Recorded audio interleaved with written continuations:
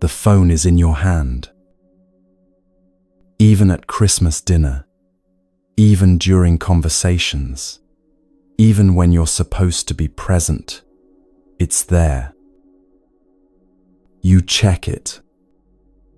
Email, messages, posts, staying connected all day. Yet something feels empty. Christmas parties fill rooms with people. Voices everywhere, laughter, movement. And right in the middle of it, that strange hollow feeling, like you're watching your own life from somewhere far away. Thich Nhat Hanh called this the suffering of our time. We feel very lonely, even if we are surrounded by many people. We are lonely together. He said, we try to fill the vacuum inside by connecting with others through devices. We check email several times a day, post messages constantly, stay busy trying to connect. But it doesn't help. The Buddha taught something different. He said home is in us, an island we must return to. Not the house you're visiting for the holidays, not where your family gathers, but something deeper. We've been disconnected from ourselves so long that we walk without knowing we're walking. We're here, but not here. We're alive, but don't know we're alive. For the next 3 hours, we're exploring the practice of going home to yourself and the freedom that comes from refreshing how you see everything. If you'd like, share where you're listening from in the comments. Wherever you are, let yourself settle. This is the practice of going home. Let's begin.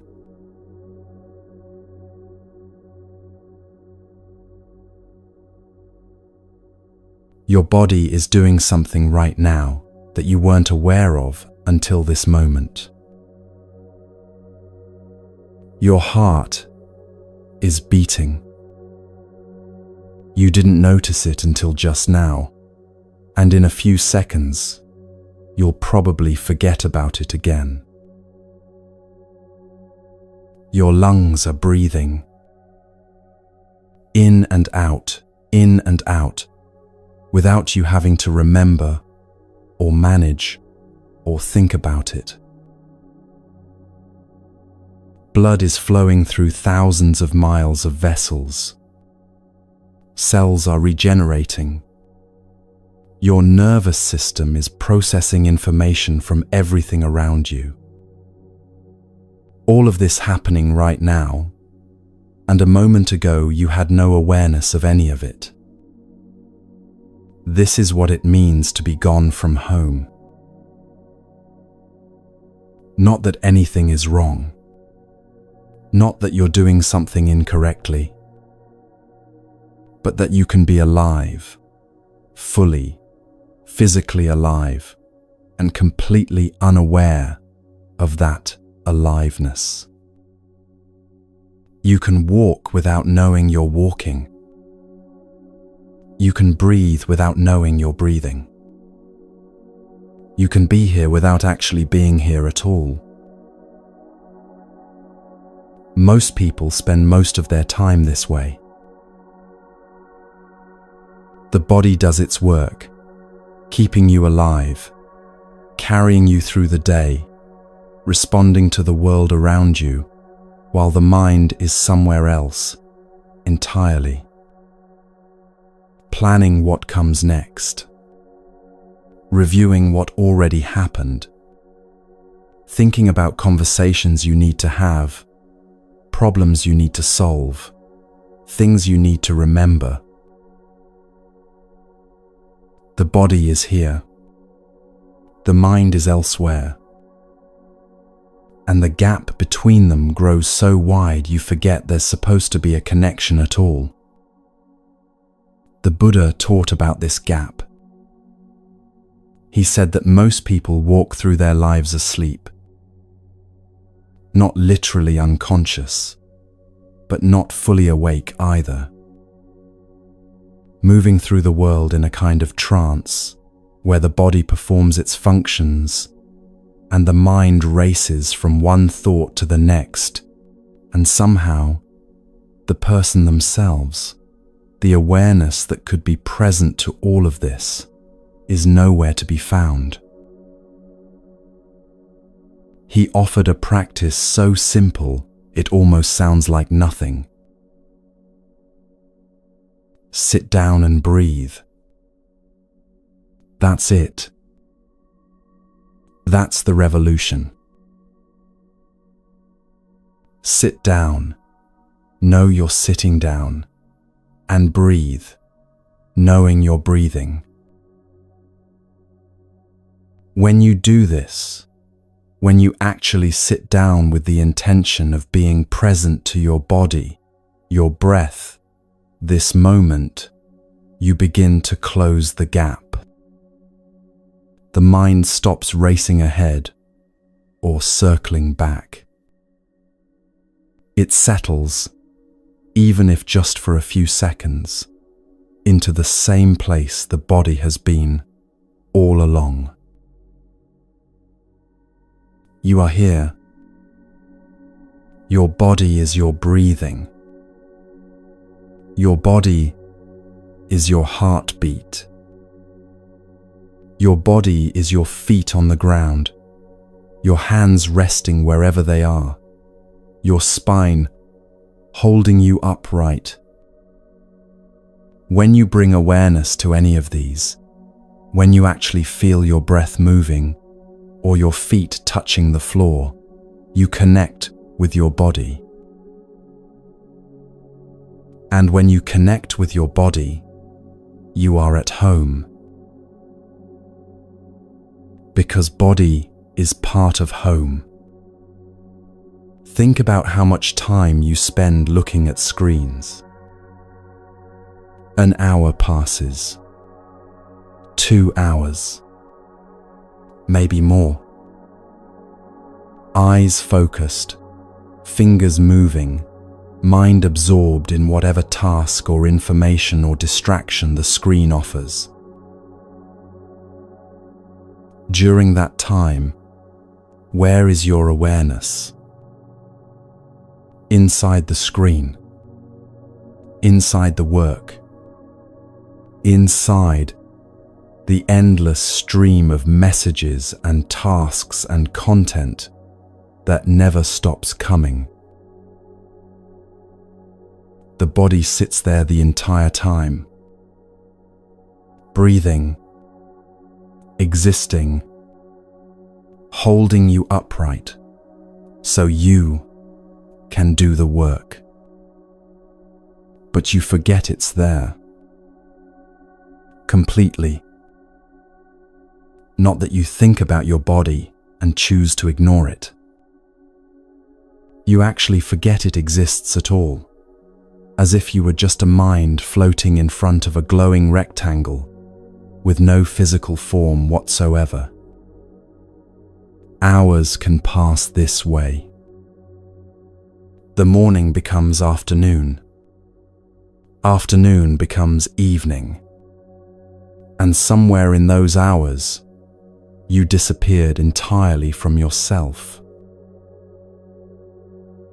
Your neck might be bent forward at an angle that will cause pain later. Your shoulders might have crept up toward your ears. Your breath might have become so shallow it's barely breath at all. But you don't notice any of this because you're not there to notice. Some people who practice Buddhist teachings address this directly. They set a timer. Every 15 minutes, a gentle sound plays. A bell, a chime, something soft. When they hear it, they stop. Whatever they're doing stops. The typing stops. The reading stops.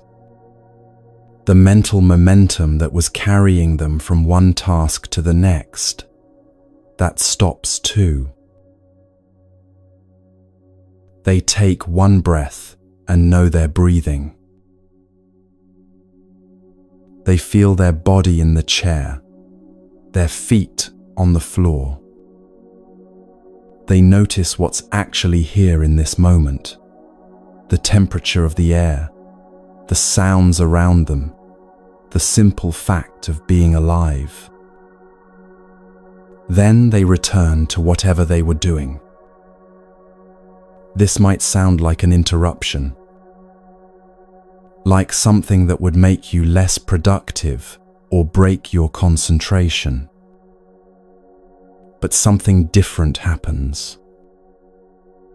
Each time you stop, each time you remember you have a body, each time you take one conscious breath, you practice coming home.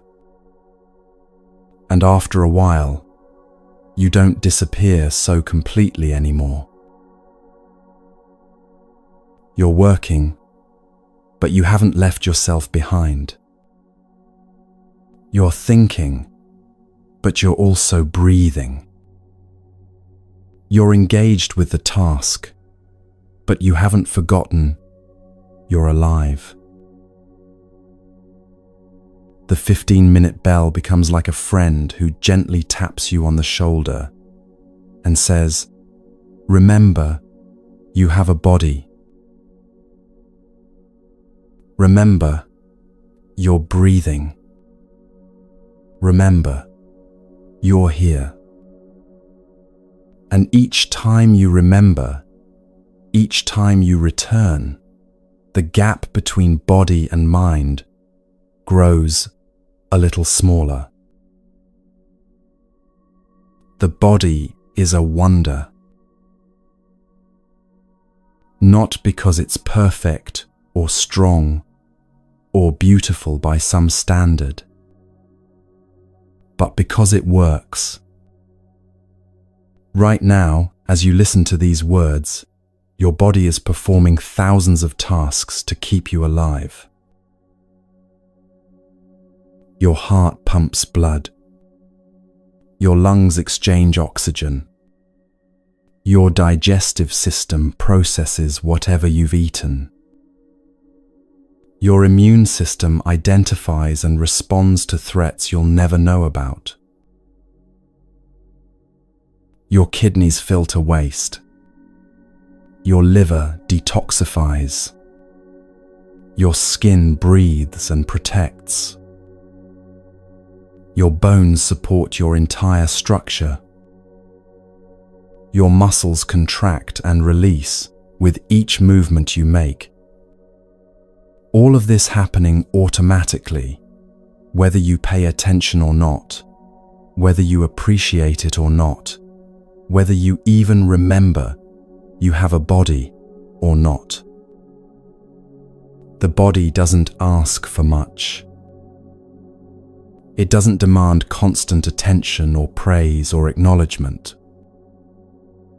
It just keeps working, keeps breathing, keeps you alive. And all it needs in return is that occasionally, not constantly, not even frequently, just occasionally, you remember it exists. That you notice the breath moving in and out. That you feel your feet on the ground. That you acknowledge, even for just a moment, that you are alive, and this body is what makes that possible. The practice of coming home to your body isn't complicated.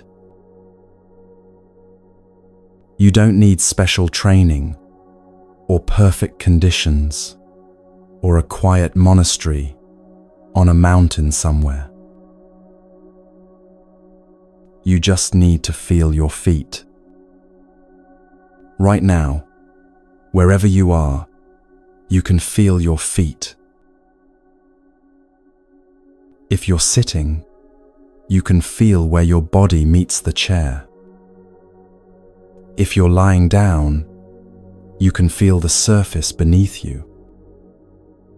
If you're walking, you can feel each foot touching the ground with each step.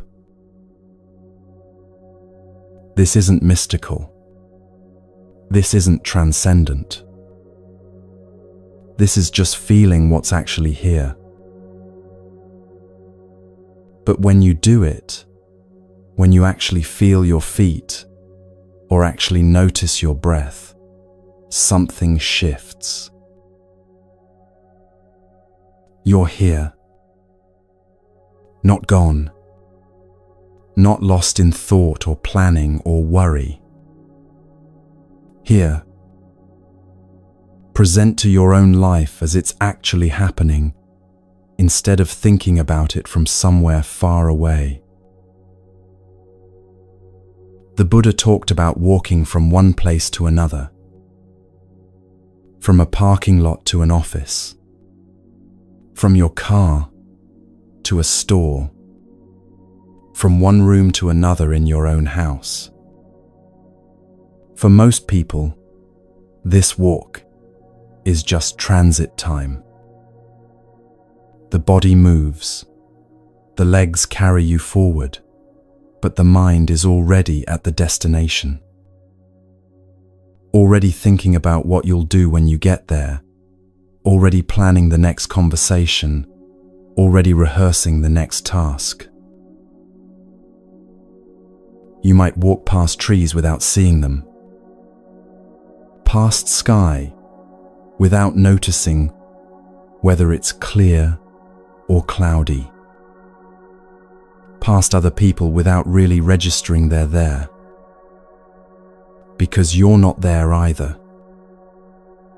Your body is walking, but you, the awareness that could be present to this walk, to this moment, to this aliveness, you're somewhere else, entirely. The Buddha asked a simple question about this.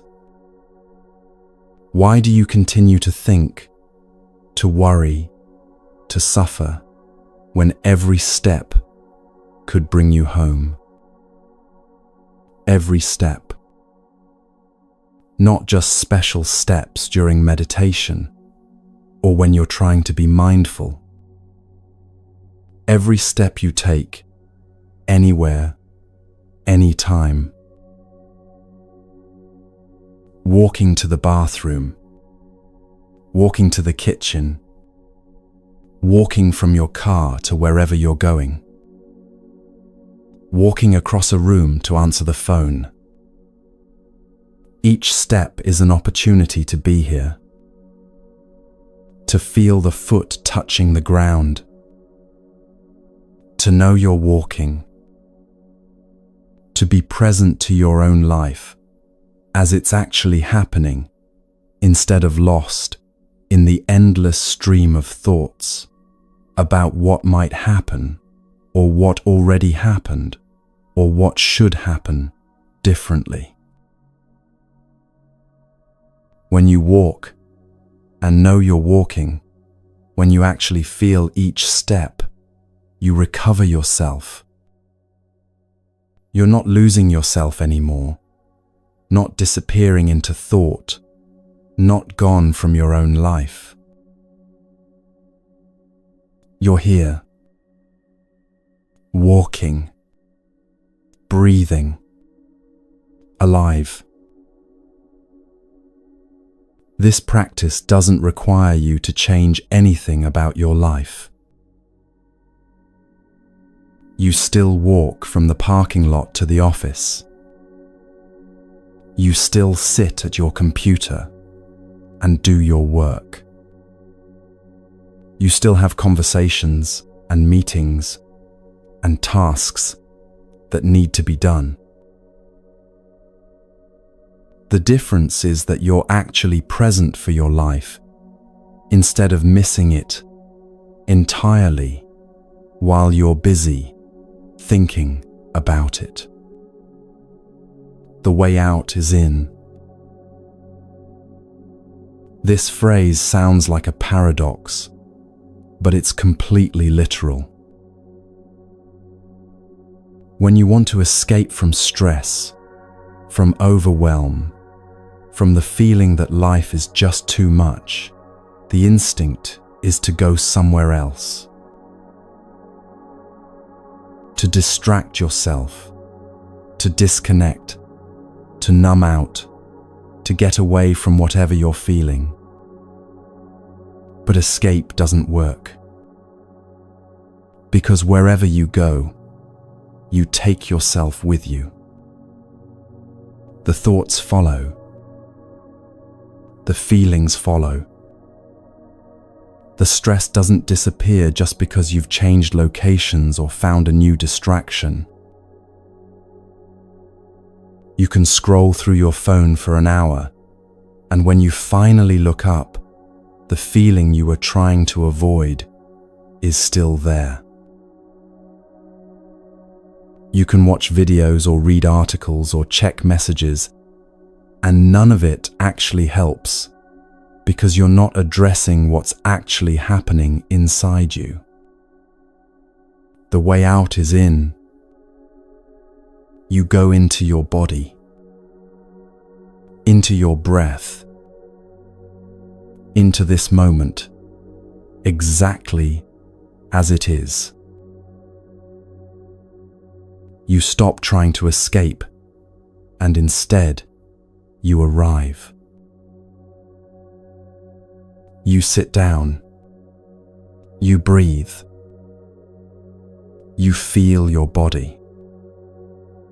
And in that arrival, something unexpected happens. The thing you were trying to escape from, it's still there. But it's not as overwhelming as it seemed when you were running from it. When you finally stop and turn around and face what you've been avoiding, you discover it's not a monster. It's just a feeling.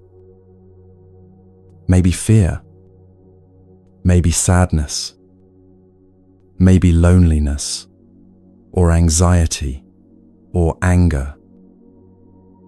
But when you stop running and actually sit with it, when you breathe with it and let it be there without fighting it, it changes. Not that it goes away immediately, not that it becomes pleasant, but it's not impossible anymore. You can be with it. The Buddha taught a very specific practice for this. When you sit down and come home to yourself, when you connect with your body and your breath, you discover what's been waiting there. Feelings. Ones you've been avoiding or running from or trying to fix or make go away. Maybe loneliness. Maybe fear. Maybe sadness or anxiety or anger or shame. These feelings are part of home too. They're not intruders. They're not evidence that something is wrong with you. They're not problems to be solved or emotions to be overcome. They're just parts of yourself that need care. The practice is to smile to your feeling. Not a fake smile. Not pretending everything is fine when it's not. But a smile of recognition, of acknowledgement, of saying, I see you, I know you're there. You say to your loneliness, "My dear loneliness, I know you are there. I'm home to take care of you. My dear loneliness." Not, "My terrible loneliness," or "This loneliness I shouldn't have," or "This feeling that proves something is wrong with me." My dear loneliness. Like you would speak to a child who's been alone too long, waiting for someone to come home. You make peace with your loneliness. You make peace with your fear. You make peace with whatever feeling is there. This is completely different from what most of us have been taught. We've been taught to fight difficult feelings, to overcome them, to think positively, to distract ourselves, or numb them, or push through them, or make them go away as quickly as possible. We've been taught that difficult feelings are signs of weakness or problems to fix or evidence that we're not doing life correctly. The Buddha taught the opposite. You embrace your feeling with tenderness, whether it is fear or anger or loneliness. You don't fight it. You don't try to make it disappear. You don't pretend it's not there. You embrace it. Think about what embrace means. To hold something close. To wrap your arms around it. To let it know it's not alone. When a child is scared, you don't tell them to stop being scared. You don't lecture them about how their fear is irrational or how they should think differently. You hold them. You let them know you're there. You say, "I see you're scared. It's okay. I'm here with you." This is what you do with your own feelings when you come home. There's a part of you that's like a child who's been alone too long. Not literally a child, but some part of yourself that feels young and scared and like no one is coming. No one cares. No one even remembers you're here. Maybe it's the part that feels afraid late at night when everything is quiet. Or the part that feels lonely, even when surrounded by people. Or the part that carries old pain from years ago that never quite healed. The practice is to recognize this part, to see it clearly, to acknowledge it's there, and then to embrace it. Not to fix it, or heal it, or make it grow up faster. Not to tell it to stop feeling what it feels. Just to be there with it. To say, "I know you've been waiting. I know you've been alone. I'm sorry I left you here so long. I'm home now." This is what it means to take care of home. Not cleaning everything up immediately. Not making everything perfect. Not fixing every broken thing all at once. Just being there. Being present. letting the scared parts of yourself know they're not alone anymore. You do this with your breath. You breathe in, and you're aware you're breathing in. You breathe out, and you're aware you're breathing out. And while you're breathing, you let yourself feel whatever is there. The loneliness, the fear, the sadness. You don't try to breathe it away or make it disappear. You just breathe with it. Like sitting with a child who's upset.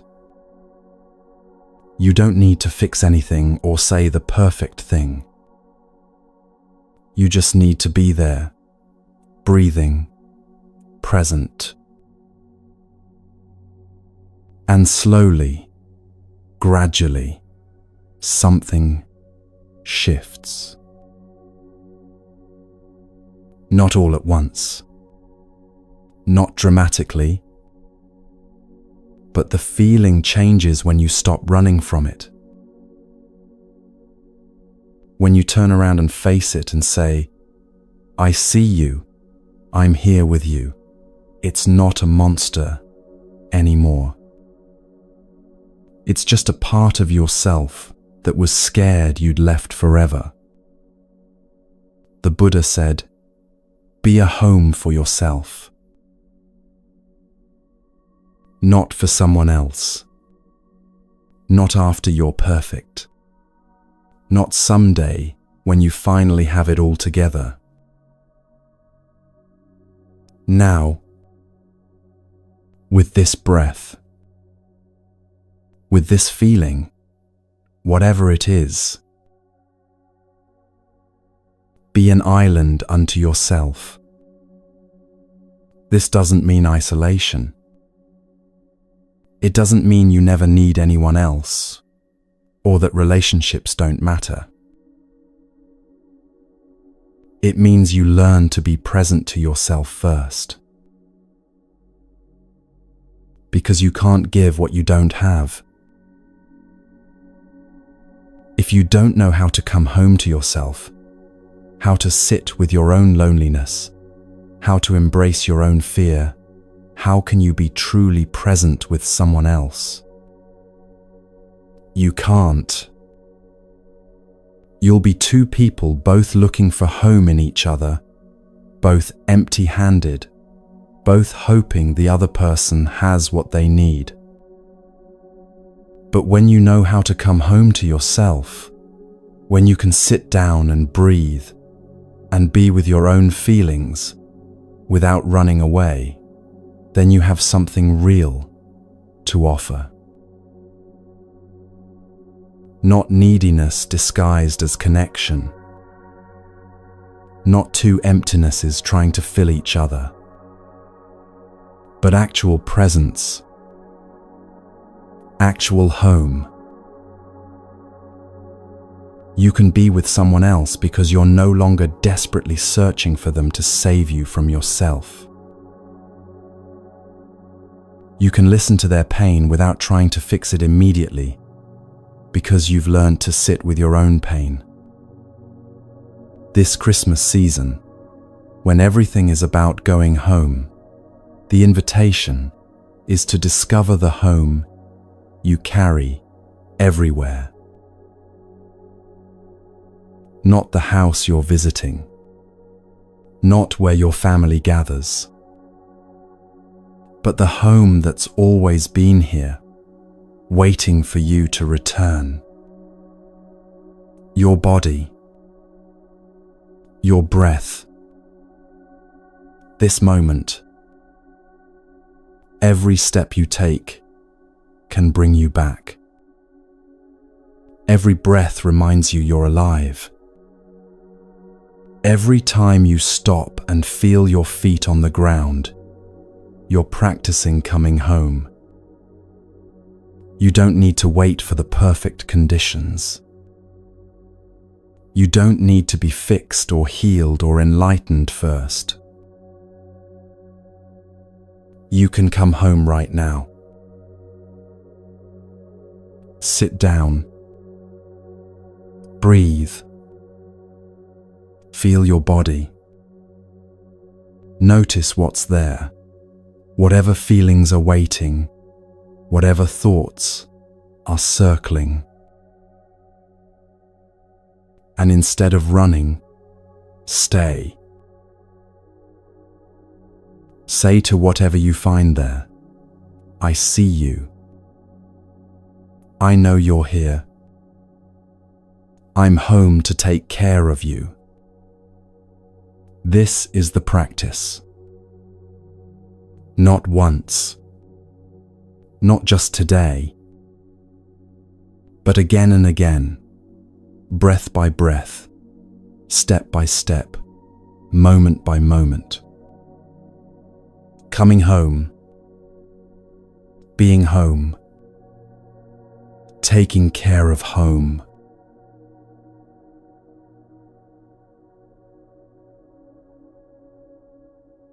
Christmas gatherings have a particular feeling to them. Everyone arrives carrying something, not just the dishes they brought or the wrapped presents, but something heavier. Everyone is looking for warmth, for safety, for some kind of comfort that will make the loneliness less sharp. Family members sit around tables, and beneath the conversation about weather and work and what's new this year, there's a quieter current running through the room. Each person hoping someone else has what they need. Each person hoping this gathering will finally fill the emptiness that's been there all year. It doesn't work. Not because people don't care about each other, or because families are broken, or because something is wrong with wanting connection. It doesn't work because everyone is looking for home in each other, and nobody brought home with them. The Buddha taught something very specific about this. Before you can go to him, to her, to help, you have to help yourself. You have to connect with yourself. And then when you have been able to connect with yourself, then the next step is possible, will be successful to connect with the other person. Without the first step, the second step is not possible. This isn't selfishness. This isn't about ignoring other people's needs or focusing only on yourself while everyone else suffers. This is about understanding a simple truth. You can't give what you don't have. If you haven't found home in yourself, if you don't know how to sit with your own loneliness or breathe with your own fear, you can't offer that to anyone else. You can only offer your own emptiness and hope theirs will somehow fill yours. Think about what happens when two people who haven't found home in themselves try to find it in each other. She is lonely, and he is lonely also. And he is looking for home, for some warmth, some safety. She's looking for the same thing. They come together, hoping the other person will provide what's missing, will somehow make the loneliness disappear, will be the answer to the emptiness that's been there as long as they can remember. For a little while, it might seem to work. The newness of connection, the excitement of someone paying attention, the temporary relief of not being alone, all of this can feel like home. But it's not home. It's two people leaning on each other, and neither one has ground beneath their feet. Eventually, the weight becomes too much. The loneliness comes back. The emptiness returns. And now there's resentment too, because each person feels betrayed, that the other person didn't save them like they were supposed to. This is why relationships fail without inner home. Not because people don't love each other enough, or because they chose the wrong person, or because something is fundamentally broken in them, but because they're asking another human being to do something only they can do for themselves, to be their home, their ground, their escape from their own inner experience. Watch this happen at any Christmas gathering. Someone arrives upset, and immediately others try to cheer them up. Someone is anxious, and others offer reassurance that doesn't actually reassure. Someone is lonely, and others fill the air with words and activity, trying desperately to make the loneliness go away. All of this coming from good intentions, from genuine care and love. But none of it works because everyone is trying to give what they don't have, trying to offer stability when they're unstable, trying to provide comfort when they're uncomfortable, trying to be home for someone else when they haven't found home in themselves. The Buddha's teaching is that once you have got a home, you can go to your partner. Once you know how to sit down and breathe, once you know how to be with your own feelings without running away, once you've learned to say, "My dear loneliness, I'm home to take care of you," then you can go to someone else. Not as someone desperately seeking rescue, but as someone who has something real to offer.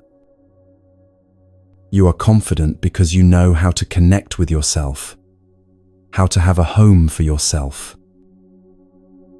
So that confidence in you will inspire him or her to do the same. She can find a home in you, and then she will lean on that in order to build a home in herself.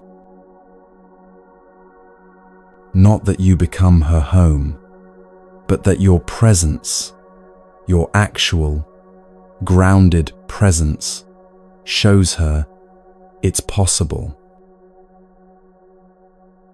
Shows her what it looks like when someone isn't running from themselves. Shows her there's another way. This confidence isn't arrogance or superiority. It's not thinking you're better than others, or that you've figured everything out. It's simply the quiet stability that comes from knowing how to come home to yourself. From having practiced sitting down and breathing enough times that you trust you can be with whatever arises.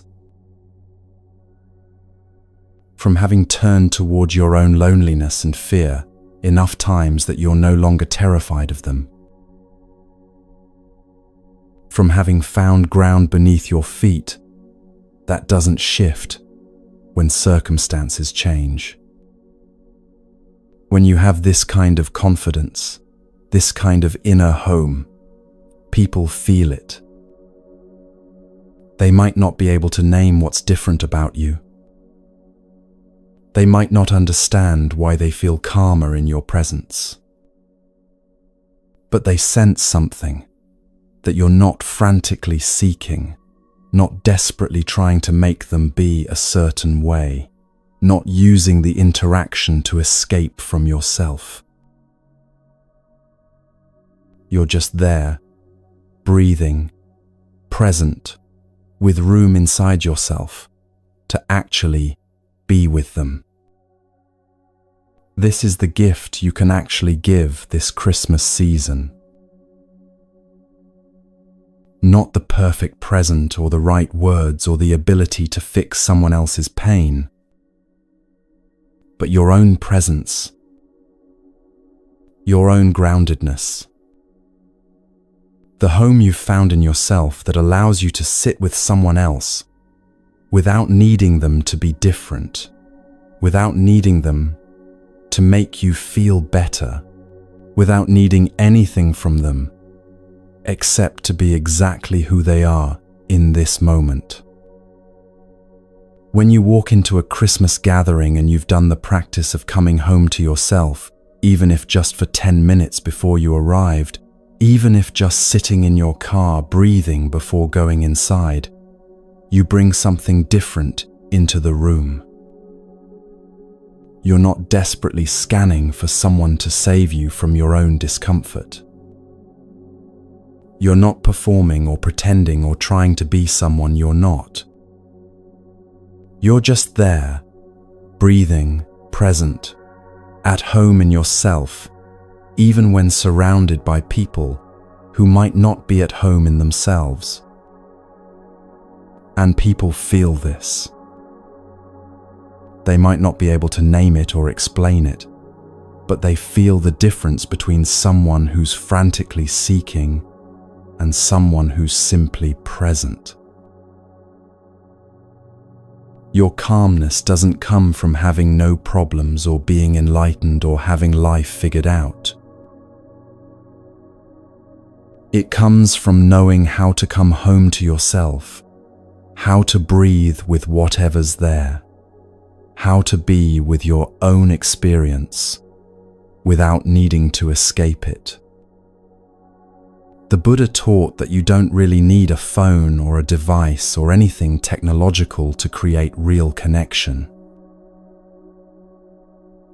You need your eyes to look at someone with compassion. You need your presence. You need your willingness to be there without judgment, without trying to fix them, without needing them to be different than they are. Think about what happens in most interactions now. Someone shares something difficult, and immediately the other person reaches for their phone to show them something distracting, or offers advice to fix the problem, or changes the subject to something more comfortable. Not because they don't care, but because they can't be with discomfort, not their own, and therefore not anyone else's either.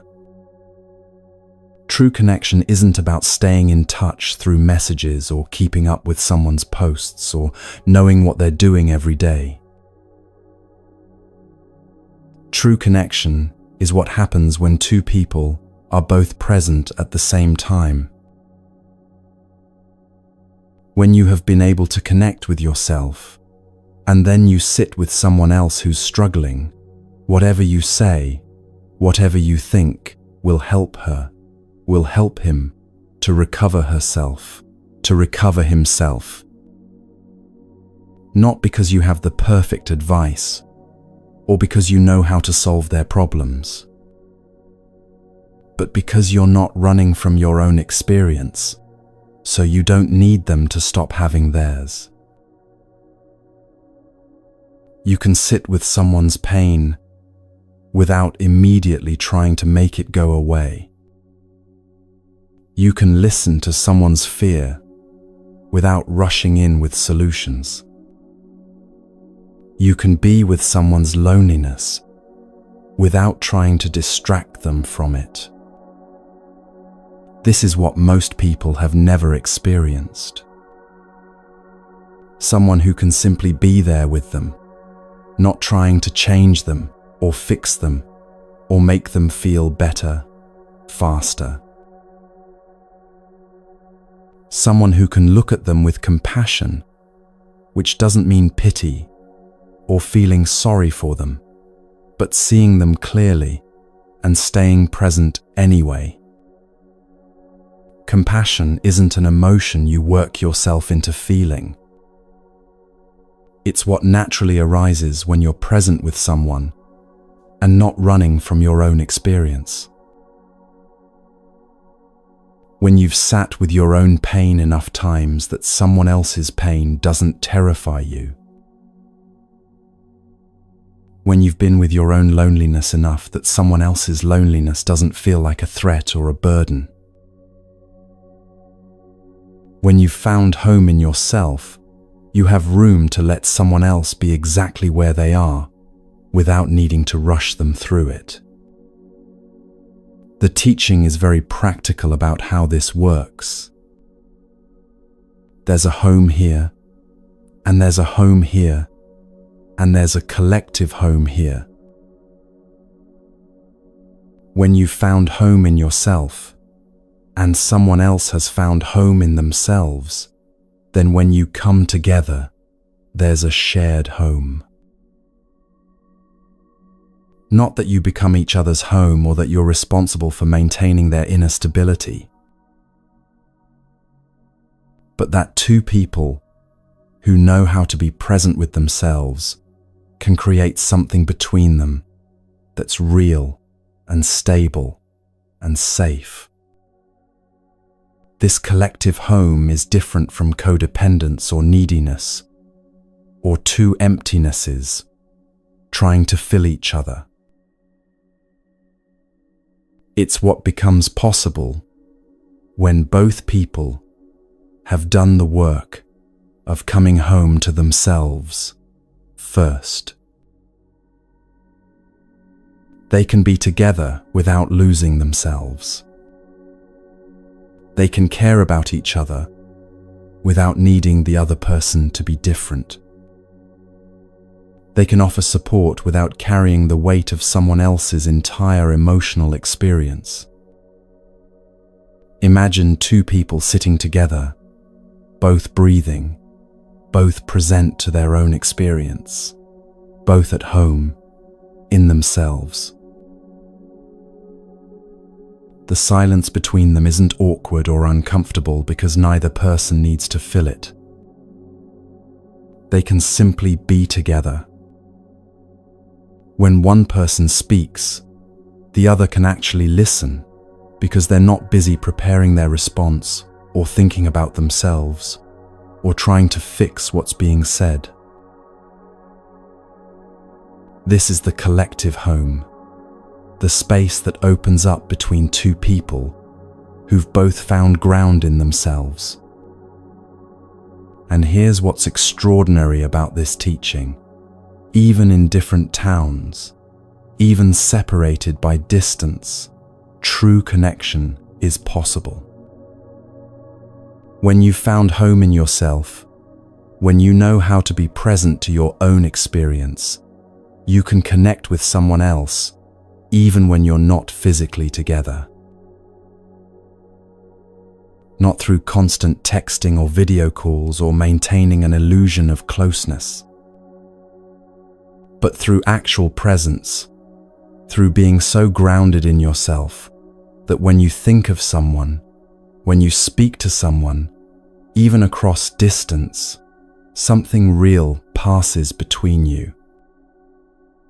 This Christmas season is filled with people trying to connect across distance. Family members who live in different cities, friends who haven't seen each other in months or years, relationships strained by geography or circumstance. And most of that connection attempt happens through devices, through messages and calls and video chats that try to bridge the gap, but somehow leave everyone feeling more disconnected than before. The reason these technological connections often feel empty isn't because technology is bad or because video calls can't work. It's because people are trying to use technology to create something they don't have in themselves. They're trying to use devices to fill the emptiness, to escape the loneliness, to avoid being present to their own experience.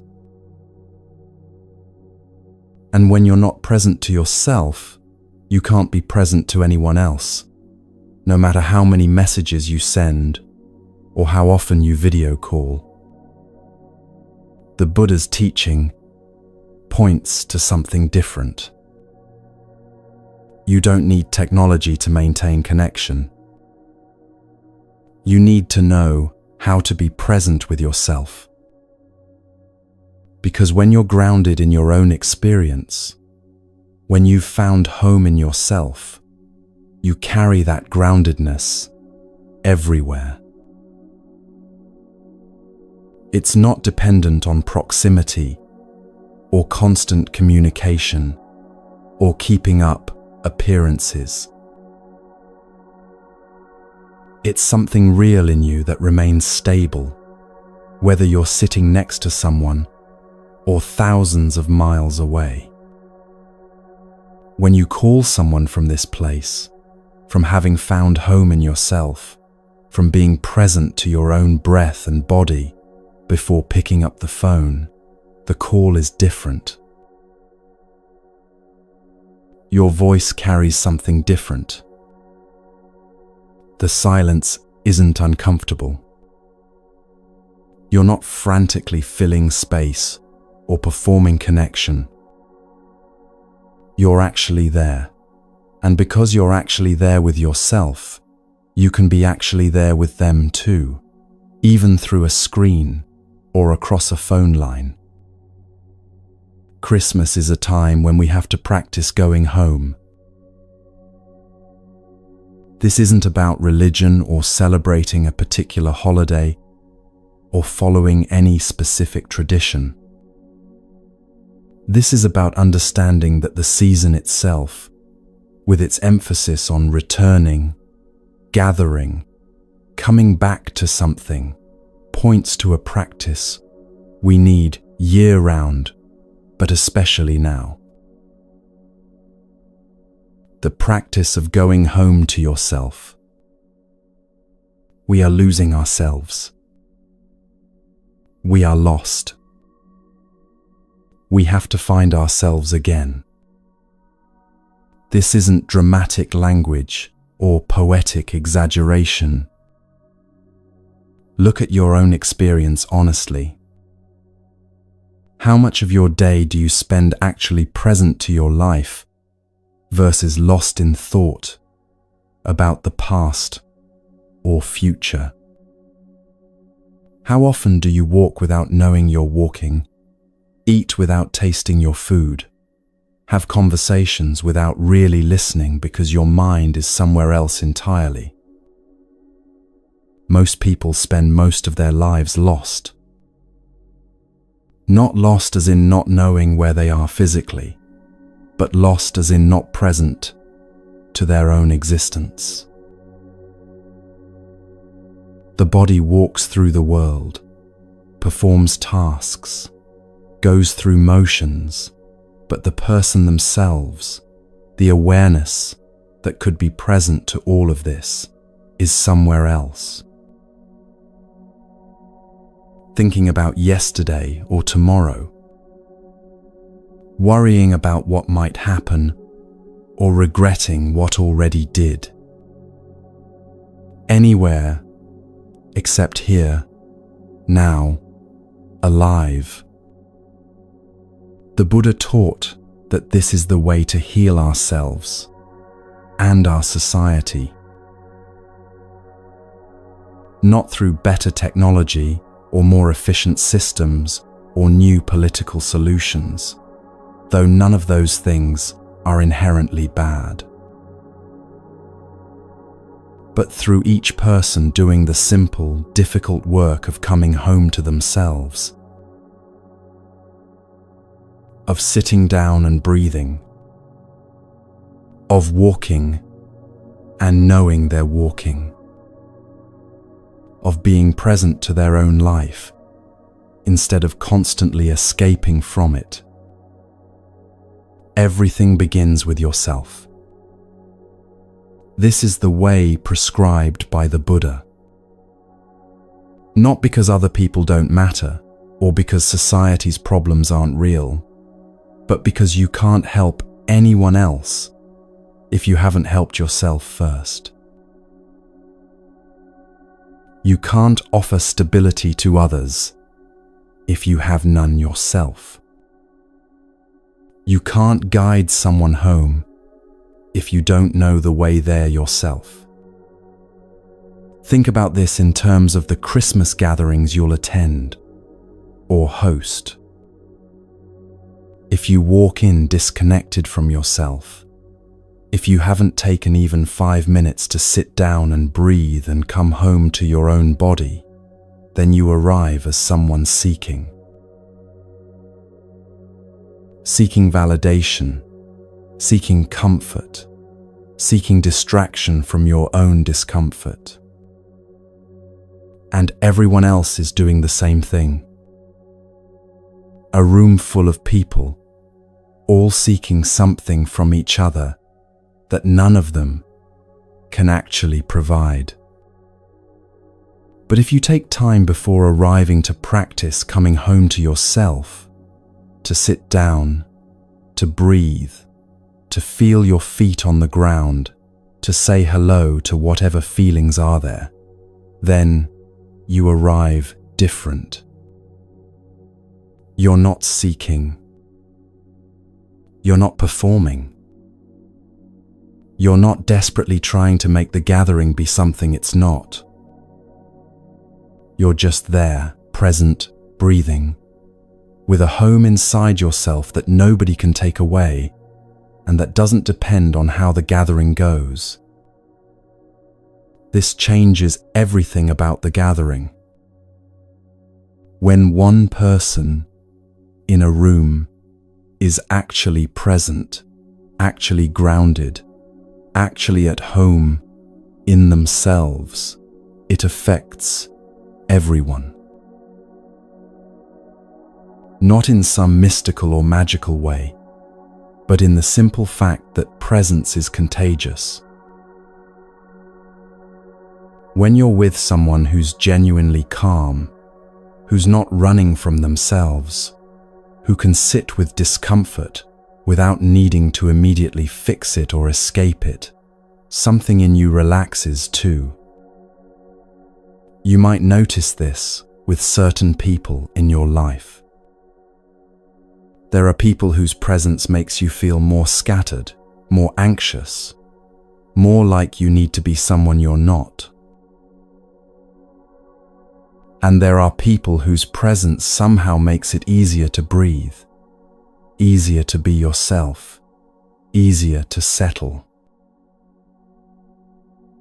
The difference isn't about personality or charisma. It's about whether that person has found home in themselves or is still desperately seeking it in others. Now we come to one of the Buddha's most profound teachings about refreshing your view. He used the example of a cloud. When you look at the cloud, you see that a cloud cannot die, cannot disappear altogether. A cloud can only become snow or rain. A cloud cannot really die, and a cloud is not born from nothing. The cloud is a continuation of water vapor, of ocean water meeting sun, of processes that were happening long before this particular cloud formed. Most people look at a cloud and think, there it is, now it's gone. They see birth and death.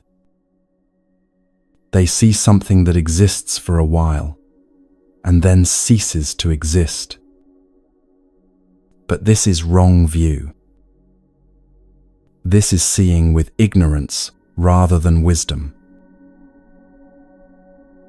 The cloud never actually comes into being from nothing, and it never actually disappears into nothing. It changes form. Water vapor becomes visible. Cloud becomes rain, becomes ocean, becomes vapor again. Nothing is born, nothing dies. Only transformation.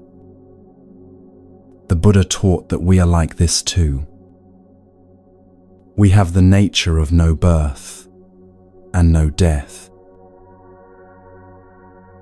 Not because we live forever in the same form, but because we were never born from nothing, and we will never die into nothing.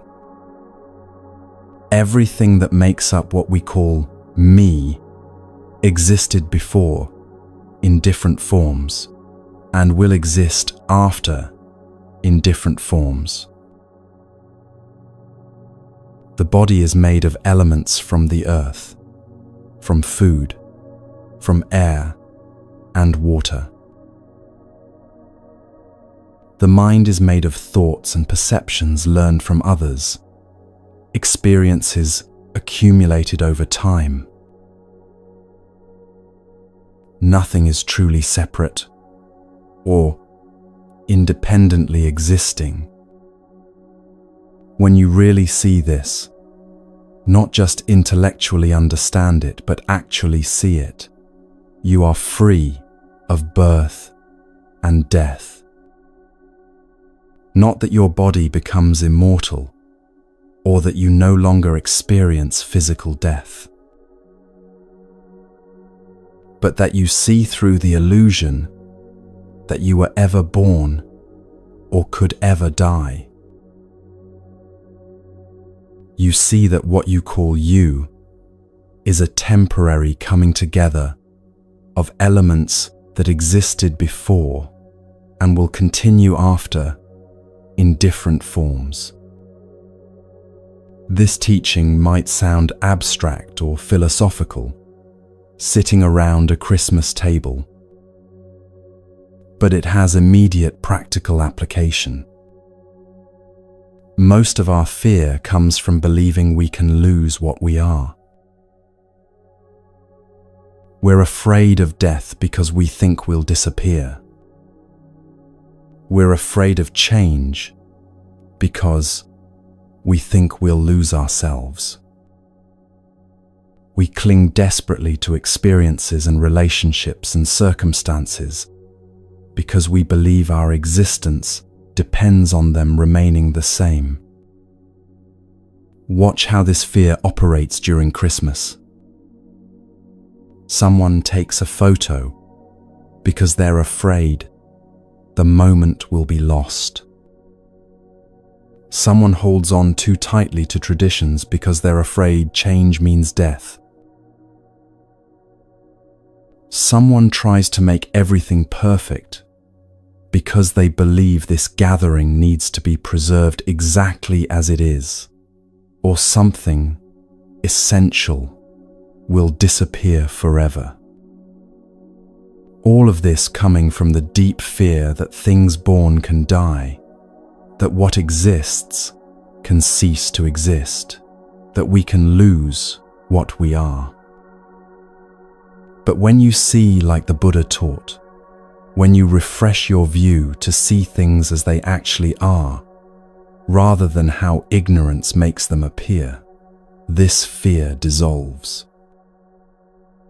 Not because you've convinced yourself of something, or because you're pretending death isn't real,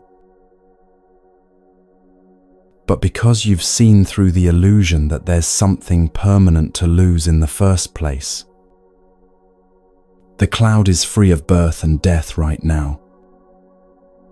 It doesn't have to wait until it reaches some enlightened state. It's already free because it never was born and it never will die. It only transforms. And we are also like this. We have the nature of no birth and no death. Not someday, not in some future realm after we die, but right now. This body, this mind, this life, already free of birth and death when you see it clearly. This is how refreshing your view creates instant freedom. You don't have to change anything about your circumstances. You don't have to wait for your life to be different, or for your problems to be solved, or for you to become a better person. You just have to see clearly what's already true. And what's true is that nothing is born, nothing dies. Everything is transformation. Everything is continuation. Nothing is ever truly lost, because nothing was ever truly separate in the first place. When you sit at a Christmas dinner table and you see, with this kind of clarity, everything changes.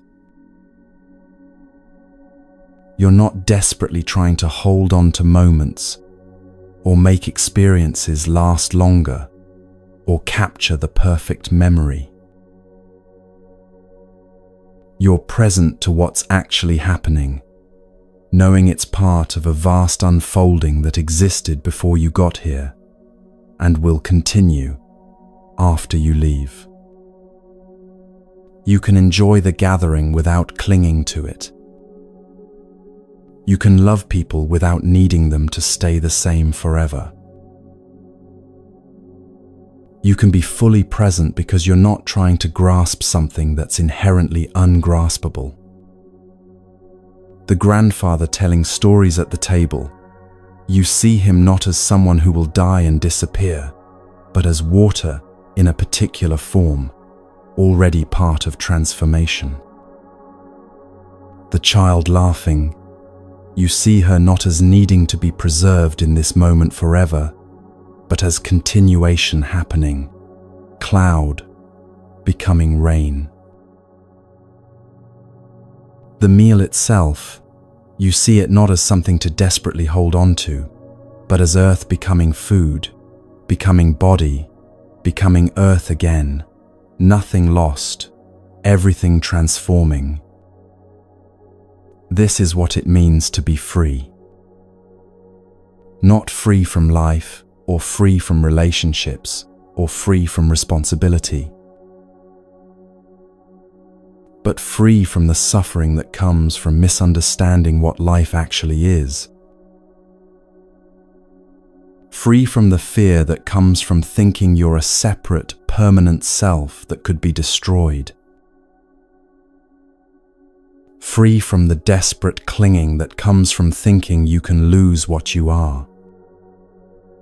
The Buddha taught this as a gift you can give, not just to others, but to yourself. The gift of seeing clearly. The gift of understanding that you have the nature of no birth and no death. The gift of knowing that the cloud cannot die, and neither can you. Not because your body won't change or because physical death won't happen, but because what you really are was never born and can never be destroyed. When you come home to yourself this way, when you sit down and breathe and see with clear eyes that you are like the cloud, transformation happening, continuation unfolding, never truly born and never truly dying, then you have something real to offer the people around you. You have freedom to give. Not freedom as an idea or concept, but freedom as an actual lived reality. The freedom to be present without fear. The freedom to love without clinging. The freedom to live without constantly running from death. This Christmas season, the invitation is to practice this refreshing of view. To look at your life, your relationships, your very existence the way the Buddha taught, not as something fragile and temporary that you have to desperately protect, but as something that's part of a vast, ongoing transformation that can't ultimately be lost because it was never ultimately separate. Look at your own hand right now. The cells that make it up are constantly dying and being replaced. The atoms that compose it came from the earth, from food, from air. The bones grew from nutrients passed through your mother's body before you were born. The skin is shedding and renewing every moment.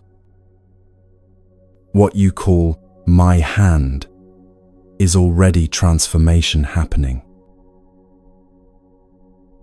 Already continuation. Already demonstrating the teaching of no birth and no death. When you see this clearly, really see it, not just think about it, you're free. Free to be present with people without needing them to complete you. Free to love without the desperate edge of knowing it will end.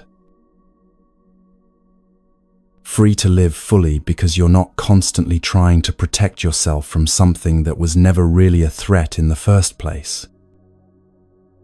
This is the collective home that becomes possible when people practice this way. Not a home built on illusions or neediness, or two people clinging to each other against the terror of existence.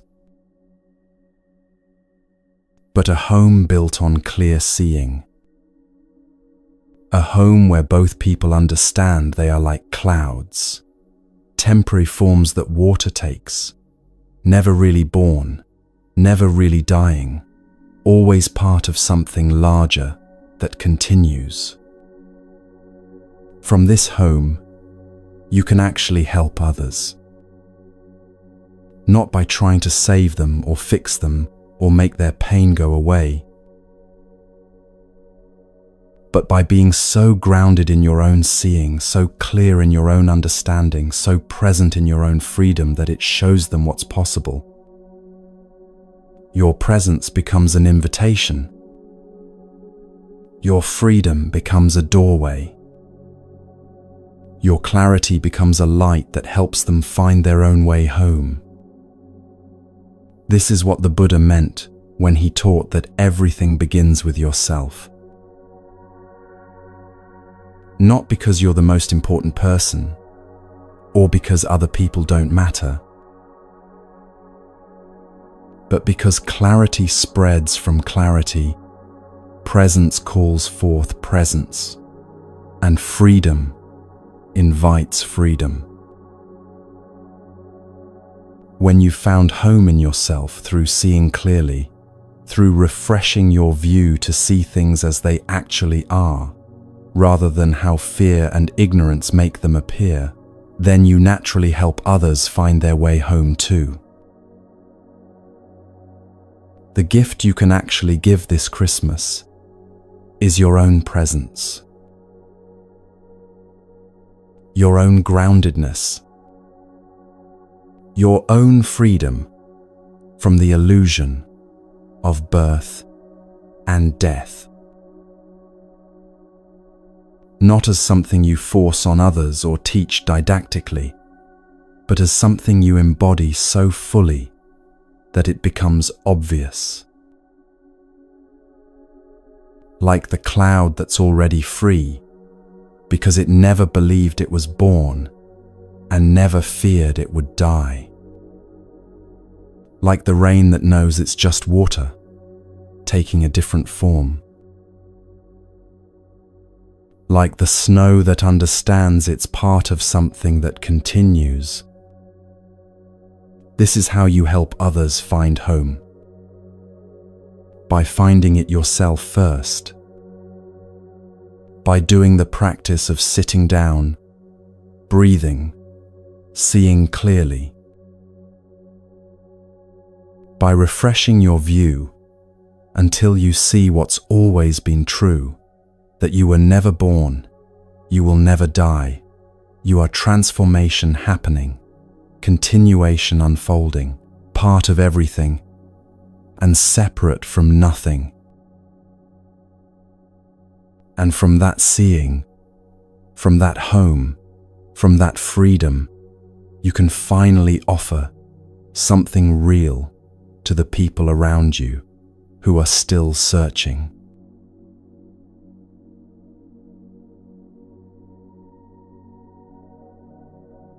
There's a word the Buddha used that most people have never heard.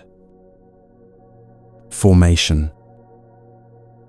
It's a technical term, a Buddhist term, to designate everything.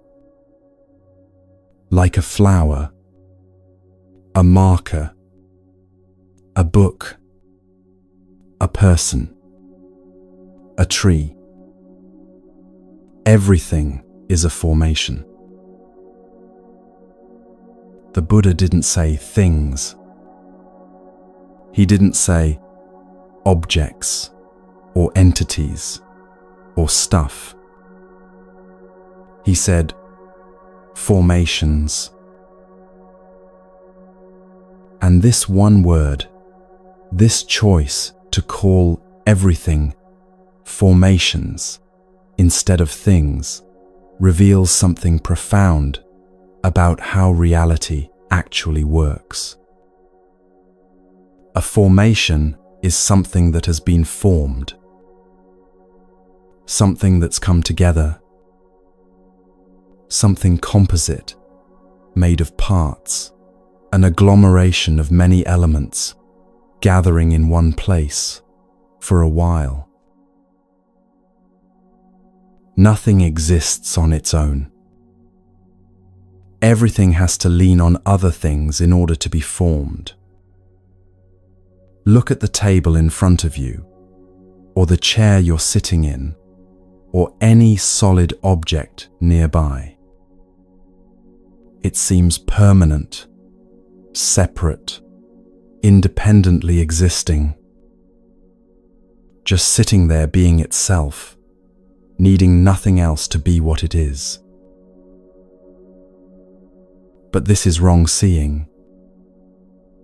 This is what happens when you look at reality without insight.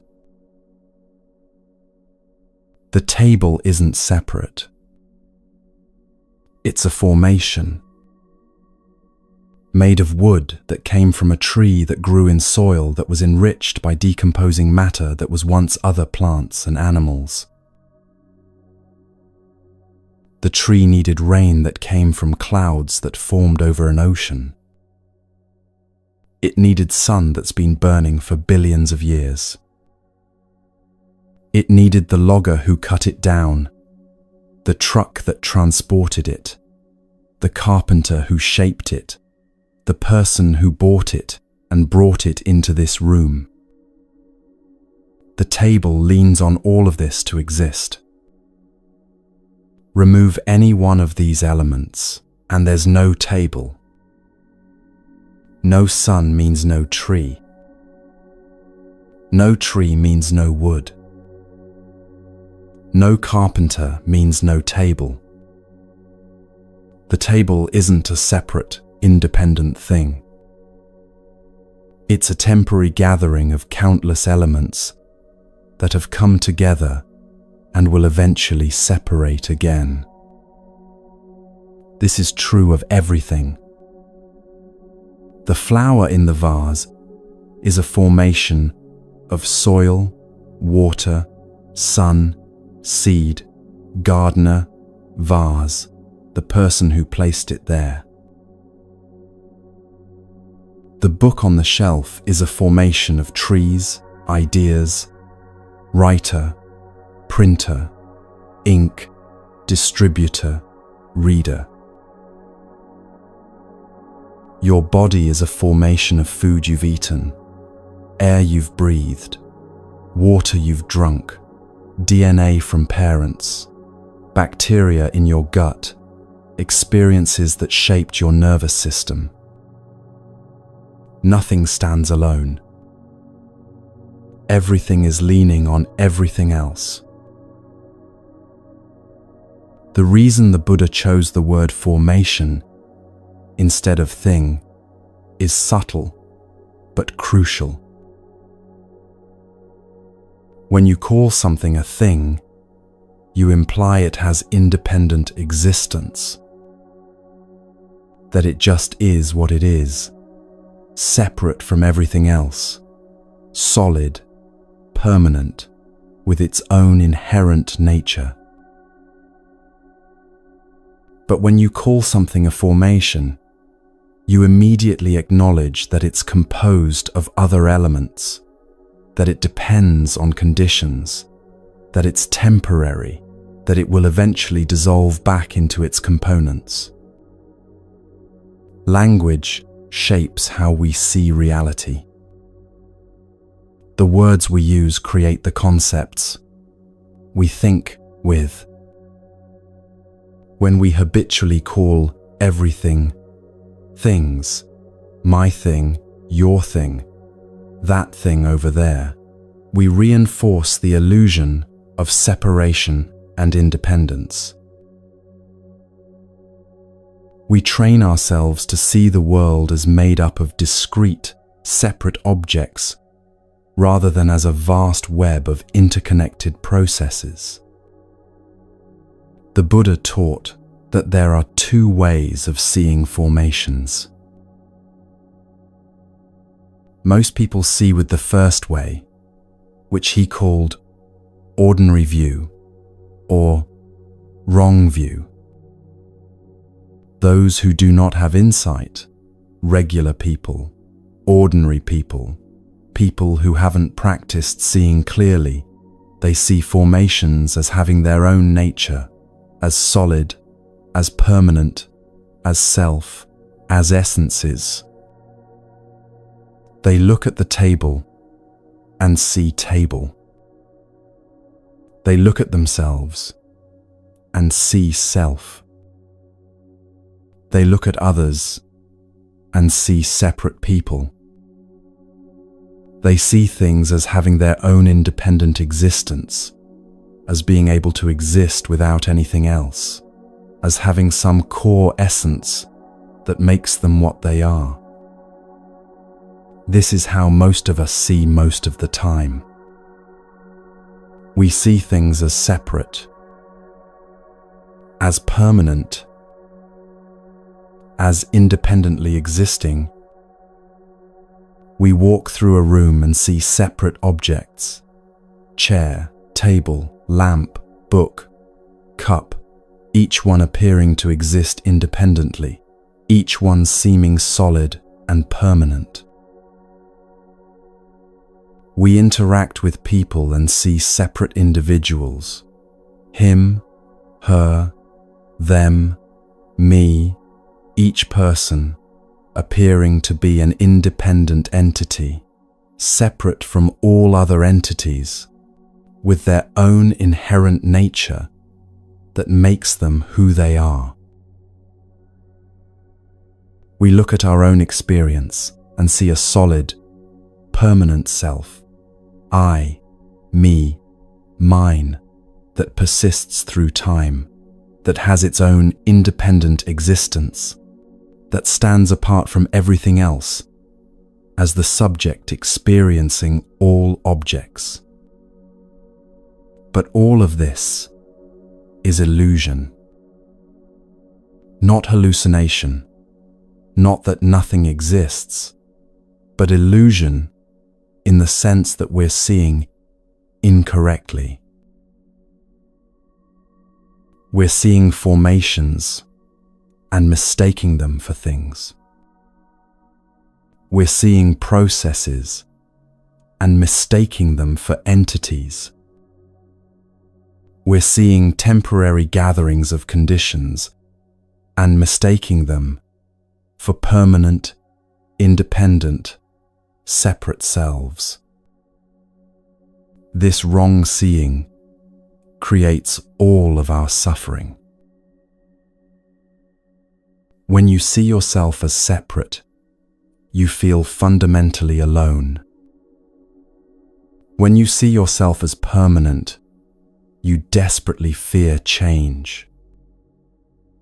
When you see yourself as independently existing, you have to constantly defend and protect that existence because it feels threatened by everything else. Think about how much energy you spend trying to protect your sense of self, making sure others see you correctly, defending yourself when criticized, proving your worth, your competence, your lovability, trying to control how you're perceived, worrying about what others think. All of this exhausting work comes from the illusion that there's a separate, solid self that needs protecting. The Buddha offered a different way of seeing. He called it right view. With right view, we see formations as co-arising entities. We see that everything leans on other things in order to manifest. We see interbeing, mutual, arising, nothing existing independently of anything else. This isn't just philosophy or abstract thinking. This is training yourself to see what's actually there, instead of what your conditioned mind projects onto reality. And you can practice this seeing with anything, anywhere, anytime. Think about a Christmas tree standing in your home right now, or one you've seen recently. Most people look at it and see a tree, a separate thing brought in from outside, standing there being itself. But when you look with right view, you see something completely different. You see rain that fell on forests, maybe hundreds of miles from here, soaking into soil. You see sun that shone through branches, driving photosynthesis, creating the sugars that built this trunk, these needles. You see soil enriched over decades by decomposing leaves, dead insects, fungi breaking down organic matter into nutrients the tree could absorb. You see the seed that started this tree, perhaps 20 or 30 years ago, and the parent tree that produced that seed, and the generations of trees before that, all the way back through evolutionary time to the first plants that colonized land. You see the forest ecosystem where this tree grew, surrounded by other trees, its roots intertwined with theirs, connected through underground fungal networks that scientists have only recently discovered, sharing nutrients, communicating chemically when pests attack, functioning more like a single organism than separate individuals. You see the logger who cut this tree down, and that person's entire life, their parents who raised them, the food they ate that gave them strength to swing an axe or operate a saw, the teachers who taught them their trade, the economic forces that led them to this work. You see the truck that transported this tree to market, and the factory that built that truck, and the miners who extracted iron ore to make steel for the truck, and the ancient supernovas that created that iron through stellar fusion billions of years ago. You see the market where this tree was sold, and all the people who made that market possible, the organizers, the workers, the customers whose purchases keep the market running. You see the money exchanged and the complex economic system that makes money meaningful, and the governments that print currency, and the social agreements that give that currency value. You see your own hands that carried this tree into your home, placed it in water or a stand, positioned it in this spot. You see the food you ate that gave you energy to do this work. You see your parents who raised you, teaching you that Christmas trees are something people bring into their homes. You see every Christmas of your childhood, every image of Christmas you've ever absorbed, creating the context in which having a Christmas tree makes sense. You see the light that bounces off this tree into your eyes, and the evolution of eyes over millions of years, and the neural processing that interprets those light waves as tree, and the learning that taught you what trees are, and the language that gave you the word tree. The tree isn't a separate, independent thing. It's a formation, a temporary coming together of rain and sun and soil and seed and forest and logger and truck and metal and ancient stars and hands and food and parents and culture and light and eyes and neurons and language and everything else. This isn't poetic exaggeration. This is what the tree actually is when you see clearly. Every single one of those elements is necessary for this tree to be standing here now. Remove any one of them, and there's no tree in your home. When you see this, really see it, not just think about it, your relationship to the tree changes. You can't see it as just an object anymore, as a thing you bought and brought in to decorate with. You see it as a manifestation of the entire universe, as a point where countless conditions have gathered temporarily, as a formation that contains everything. And what's true of the tree is true of everything else. The food on your Christmas table is a formation of sun and rain and soil and farmers and trucks and cooks and ancient evolutionary processes that created edible plants and everything else. The gifts you give are formations of resources extracted from Earth, workers who manufactured them, delivery systems that brought them, economic systems that made exchange possible, cultural meanings that make gift-giving significant. Your own body sitting at that table is a formation of all the food you've ever eaten, all the air you've ever breathed, all the water you've drunk, the DNA passed through generations, the bacteria in your gut, without which you couldn't digest anything, the experiences that shaped your nervous system, the relationships that formed your personality. Where does you begin and not you end? Where's the boundary between the food you ate yesterday and your body today. Between the air you just breathed in and the oxygen now in your bloodstream. Between the words your parents spoke and the voice in your head. Between the trees producing oxygen and your lungs receiving it. There are no clear boundaries because everything is formation. Everything is interbeing.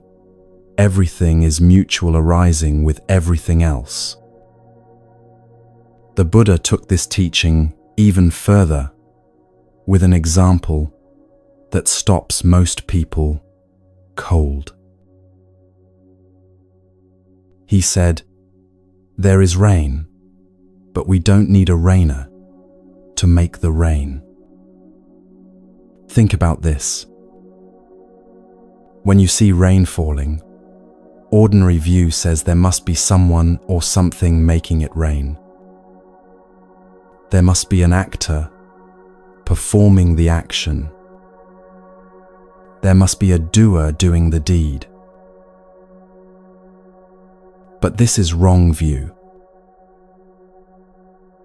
Rain happens because warm air rises from Earth's surface, carrying water vapor. The vapor rises into cooler layers of atmosphere, where it condenses around tiny particles of dust or salt. Billions of these droplets gather together, forming clouds. As more vapor condenses, droplets grow larger and heavier. Eventually, they're too heavy for air currents to hold up, and they fall. It's a process, a formation, countless conditions coming together in a particular way. There's no rainer standing somewhere making rain happen. No entity behind the action choosing to make it rain. There's just raining, a verb, not a noun. Raining happening when conditions come together this way. This understanding dissolves one of the deepest illusions we carry. The illusion of a separate doer behind every action. The illusion of a permanent self that exists independently, making choices, performing actions, receiving results. Ordinary view says, "I am doing this. I made this happen. I am the actor, and there are receivers of my action. I am the subject, and everything else is object. I exist independently, separately, permanently, with the power to act on the world around me." But right view sees differently. Actions happen. Walking happens, but there's no walker separate from walking. Breathing happens, but there's no breather separate from breath. Thinking happens, but there's no thinker separate from thoughts. This doesn't mean you don't exist. It means you exist differently than you thought. You exist as a formation, a temporary coming together of elements, a process unfolding, a verb rather than a noun. You exist as interbeing, as mutual arising with everything else, not as a separate, independent, permanent entity. The Buddha taught no self. Not that there's nobody here, but that what's here isn't what you think it is. What you call I is a formation of body, feelings, perceptions, mental formations, and consciousness, all of which are themselves formations, none of which exist independently, all of which are constantly changing. Where is the self in this? If everything that makes up you is a temporary gathering of elements that are themselves temporary gatherings of elements, if everything is constantly changing, if nothing exists independently, then where is the permanent, solid, separate self you think you are? It's not there. It never was there. What's there is a process happening. Formation forming. Life living. But no separate, independent entity doing the living. This understanding brings freedom. When you see that there's no separate self, there's no separate self to protect. No separate self that can be threatened. No separate self that can be lost. The desperate quality that colors so much of life, the need to defend yourself, to prove yourself, to make sure you exist, to protect your existence from everything else. All of this dissolves when you see there's no separate self to defend in the first place. This also transforms how we understand karma. Ordinary view says, I did this action and I will receive the result. There's a doer and a receiver, cause and effect, action and consequence, all revolving around a separate self that acts and receives. But right view sees karma without a karma maker. Actions happen, results follow, but there's no separate self performing the action or receiving the result. It's more like when conditions come together in this way, this result arises. When conditions come together differently, different results arise. It's all mutual arising, codependent origination, formations leaning on formations, with no independent actor anywhere in the chain.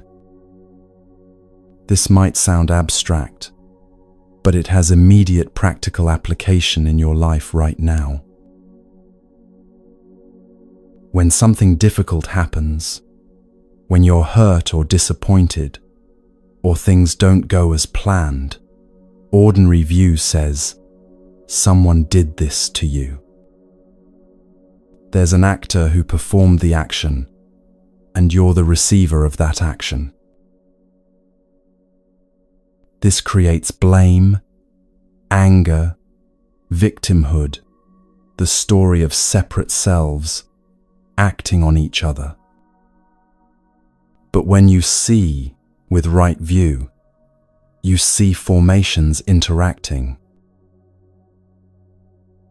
This person's anger, which is itself a formation of their past experiences, current stress, misunderstandings, chemical processes in their brain, and countless other conditions, met your sensitivity, which is itself a formation of your history, expectations, current state, and countless other conditions, and hurt happened. Not because someone independent decided to hurt someone else independent, but because conditions came together and this result arose. This doesn't mean actions don't matter or that there's no responsibility. It means seeing clearly what's actually happening rather than living in the illusion of separate, independent selves acting on each other. It means understanding that changing conditions changes results, that you can train yourself to respond differently, that formations can be reshaped because they're processes, not fixed things. Now we come to one of the Buddha's most startling teachings. He said that with ignorance, with ordinary view, with wrong seeing, the question is, to be or not to be. Over here with ignorance, to be or not to be is the question. But over here with right view, with clear seeing, to be or not to be is no longer the question. Shakespeare thought he was asking the deepest question possible. To be or not to be. Existence or non-existence. Being or nothingness. This is the question that haunts human consciousness, that drives so much of our fear and clinging and desperation. But the Buddha said Shakespeare was trapped in wrong view.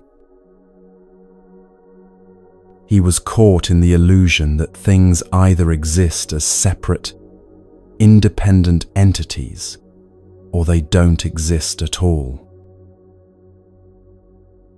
He saw two options, being or non-being.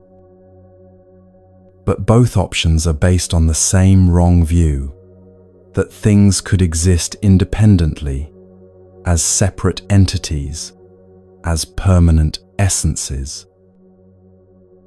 Right view transcends this entire framework. Right view is the view that transcends the notion of being and non-being. Things don't exist the way you think they exist.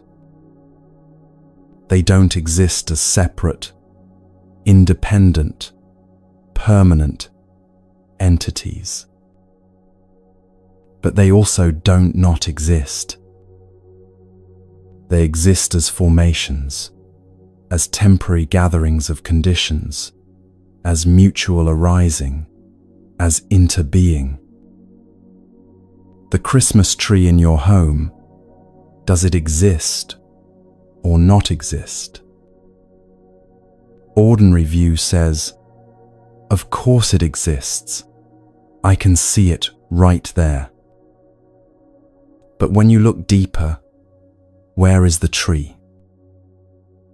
Is it in the wood? But the wood is rain and sun and soil. Is it in the shape? But the shape was given by the logger's saw and your hands arranging it. Is it in your perception of it? But your perception depends on light and eyes and neural processing and past experience with trees. The tree doesn't exist as an independent thing. But it also doesn't not exist. You can touch it, smell it, see it. It exists as a formation, as into being, as a verb rather than a noun, as treeing happening, not as tree being. When you see this clearly, the question, to be or not to be, becomes meaningless. Things don't be. They form. They arise depending on conditions. They exist as mutual arising with everything else, not as independent entities.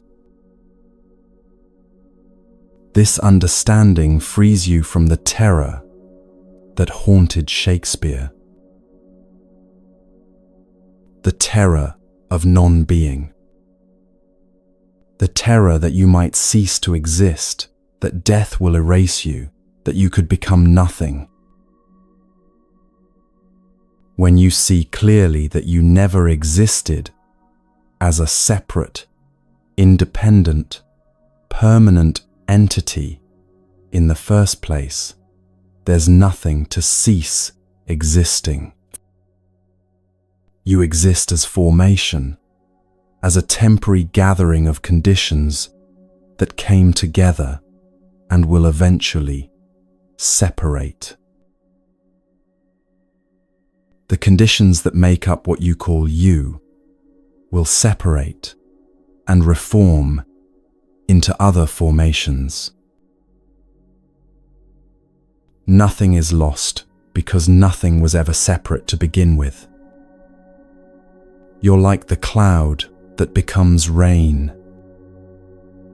The cloud doesn't die when it becomes rain. It transforms. The water that was cloud becomes water that is rain, becomes water that is ocean, becomes water that is vapor, becomes water that is cloud again. Nothing is born, nothing dies. Only transformation. You don't have to wait until death to be free of the fear of death. You can see right now that what you think of as your life and your death are both illusions based on wrong view. You were never born. The conditions that make up you existed before in other forms. You will never die. Those conditions will exist after in other forms. Birth and death are concepts we apply to formations, but formations themselves are always transformation, always continuation, never beginning or ending in the way we imagine. This is the freedom that comes from refreshing your view, from seeing formations as they actually are, rather than how ignorance makes them appear. This Christmas, sitting with family, eating food, exchanging gifts, you can practice this seeing. Look at the food on your plate. Don't just see food. See the formation. See the sun that grew the plants or fed the animals. See the rain that watered fields. See the soil enriched by countless organisms over decades or centuries. See the farmers who planted and tended and harvested. See the workers who processed and packaged. See the trucks that transported. See the stores that sold. See the cook who prepared this meal. See how everything leans on everything else, how nothing exists independently, how it's all one vast, interconnected web of mutual arising. Look at the person sitting across from you. Don't just see a separate individual. See the formation. See their parents who raised them and the food that built their body cell by cell over years. See the experiences that shaped their mind, the teachers who taught them, the friends who influenced them, the books they read, the conversations they had.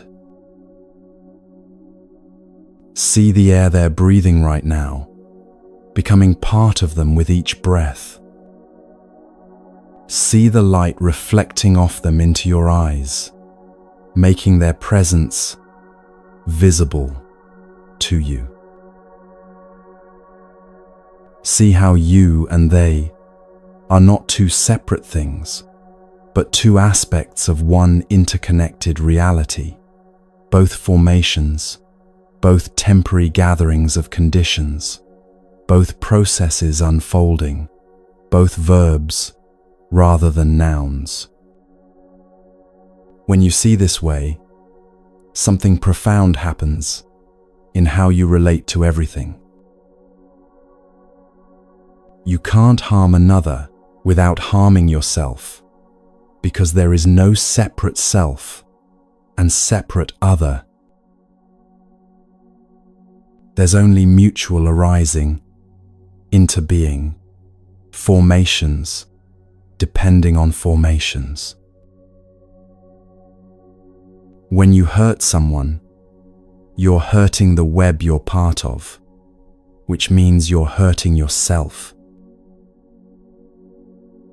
Not because of some mystical karmic law, but because you and they are aspects of one interconnected reality. You can't grasp and hold anything because there's nothing solid to grasp. Everything is transformation happening. Everything is already in process of becoming something else. The moment you try to freeze and hold is already gone, already becoming the next moment. You can appreciate, you can be present, you can love, but you can't freeze moments or make formations permanent, because formations by their nature are temporary gatherings that will separate. You're not alone, not separate, not isolated in an indifferent universe. You're interbeing with everything. You're mutual arising with the whole cosmos. Every breath connects you to trees across the world, producing oxygen. Every bite of food connects you to sun and rain and soil, and countless workers. Every thought connects you to every teacher and parent, and experience that shaped your mind, and to the evolutionary history that created minds capable of thought. You're not a separate thing trying to exist in a world of other separate things. You're an aspect of the whole, temporarily manifesting in this form, part of the vast transformation that is reality. This is what the Buddha meant by formations, and why he chose that word instead of things. Things implies permanence, separation, independent existence. Formations implies process, interbeing, mutual arising, temporary gathering, and eventual separation and regathering in new forms. This is what right view sees that ordinary view misses. Not that nothing exists, but that things exist differently than ignorance makes them appear.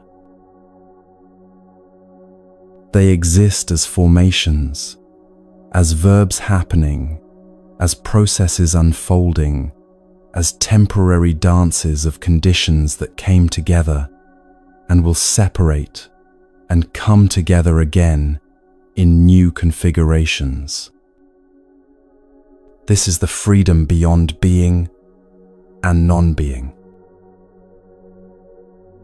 Not that you exist as a separate entity, And not that you don't exist at all, but that you exist as interbeing, as formation, as part of everything, never born because you were never separate, never dying, because transformation continues forever. When you refresh your view this way, when you see formations as formations rather than as things, when you see yourself and others and everything as mutual arising rather than as separate, independent entities, you're free. Free from the fear of non-being that haunted Shakespeare. Free from the desperation to prove you exist, to defend your existence, to make yourself solid and permanent. Free from the exhausting work of maintaining the illusion of a separate self. Free from the loneliness that comes from thinking you're isolated and alone. You're here, breathing, part of the vast web of interbeing, a formation among formations, a verb among verbs, transformation happening, never separate, never alone, never truly born, and never truly dying, already free if you can just see clearly. This is what you're actually looking at when you see with clear eyes. Not things, but formations. Not separate entities, but interbeing. Not being or non-being, but the freedom beyond both.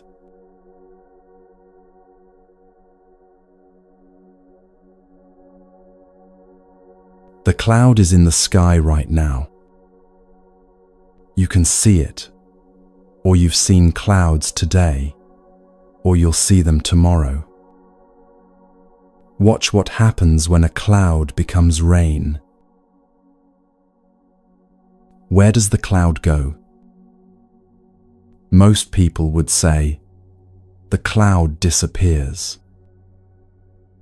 It was there. Now it's not, therefore it died. It ceased to exist.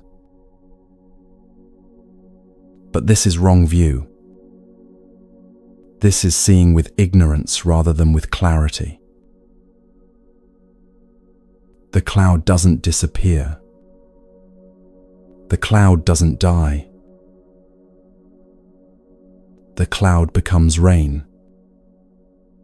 The water that was visible as cloud becomes water that falls as rain. Same water, different form.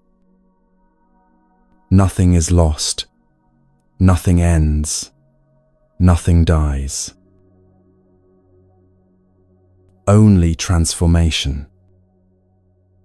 And where did the cloud come from in the first place? It didn't appear from nothing. The cloud is a continuation of water vapor that rose from the ocean, heated by the sun, lifted into the atmosphere. That water was in the ocean before it was in the sky. Before that, it was rain that fell into the ocean. Before that, it was cloud. Before that, it was vapor rising from lakes and rivers and soil.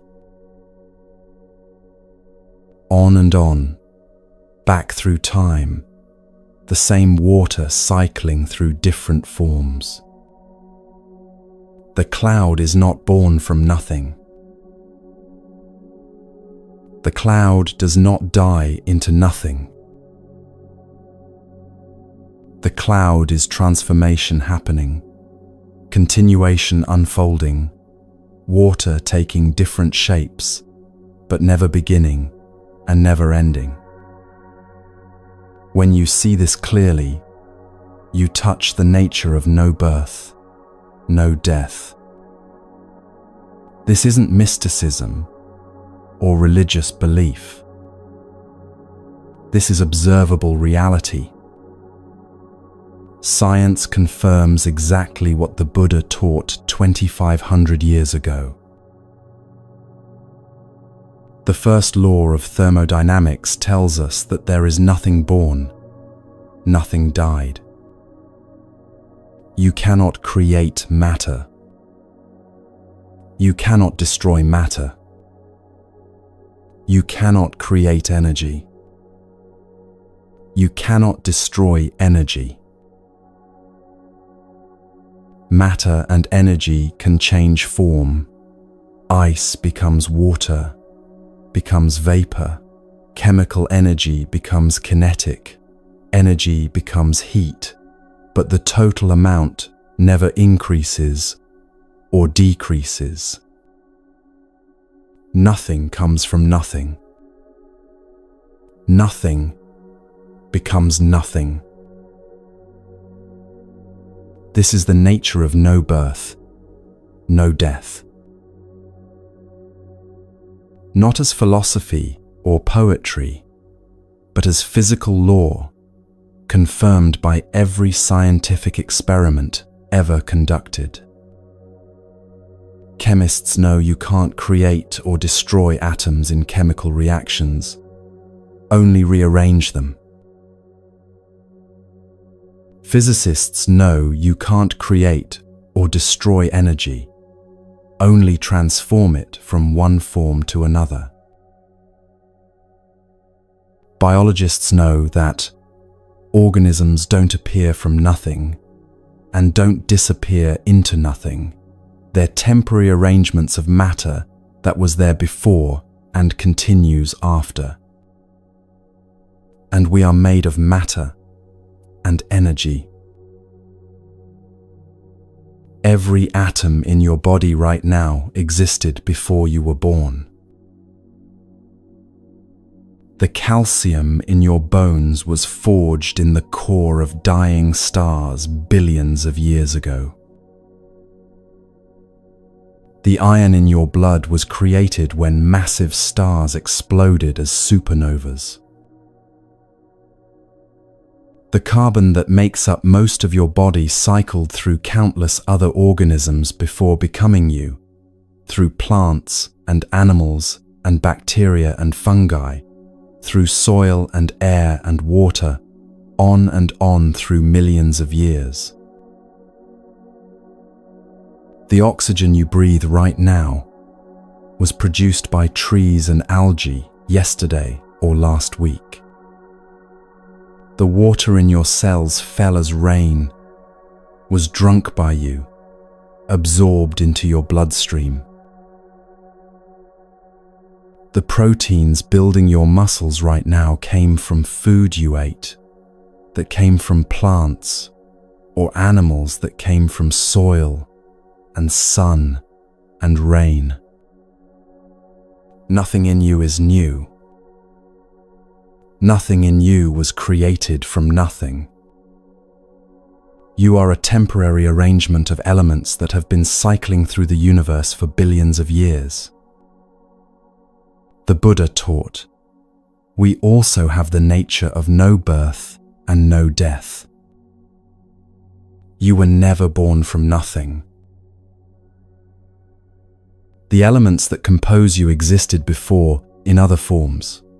In food your mother ate while pregnant, in plants that grew in soil, in animals that ate those plants, in rain that watered fields, in ancient seas, in primordial stellar fusion. You will never die into nothing.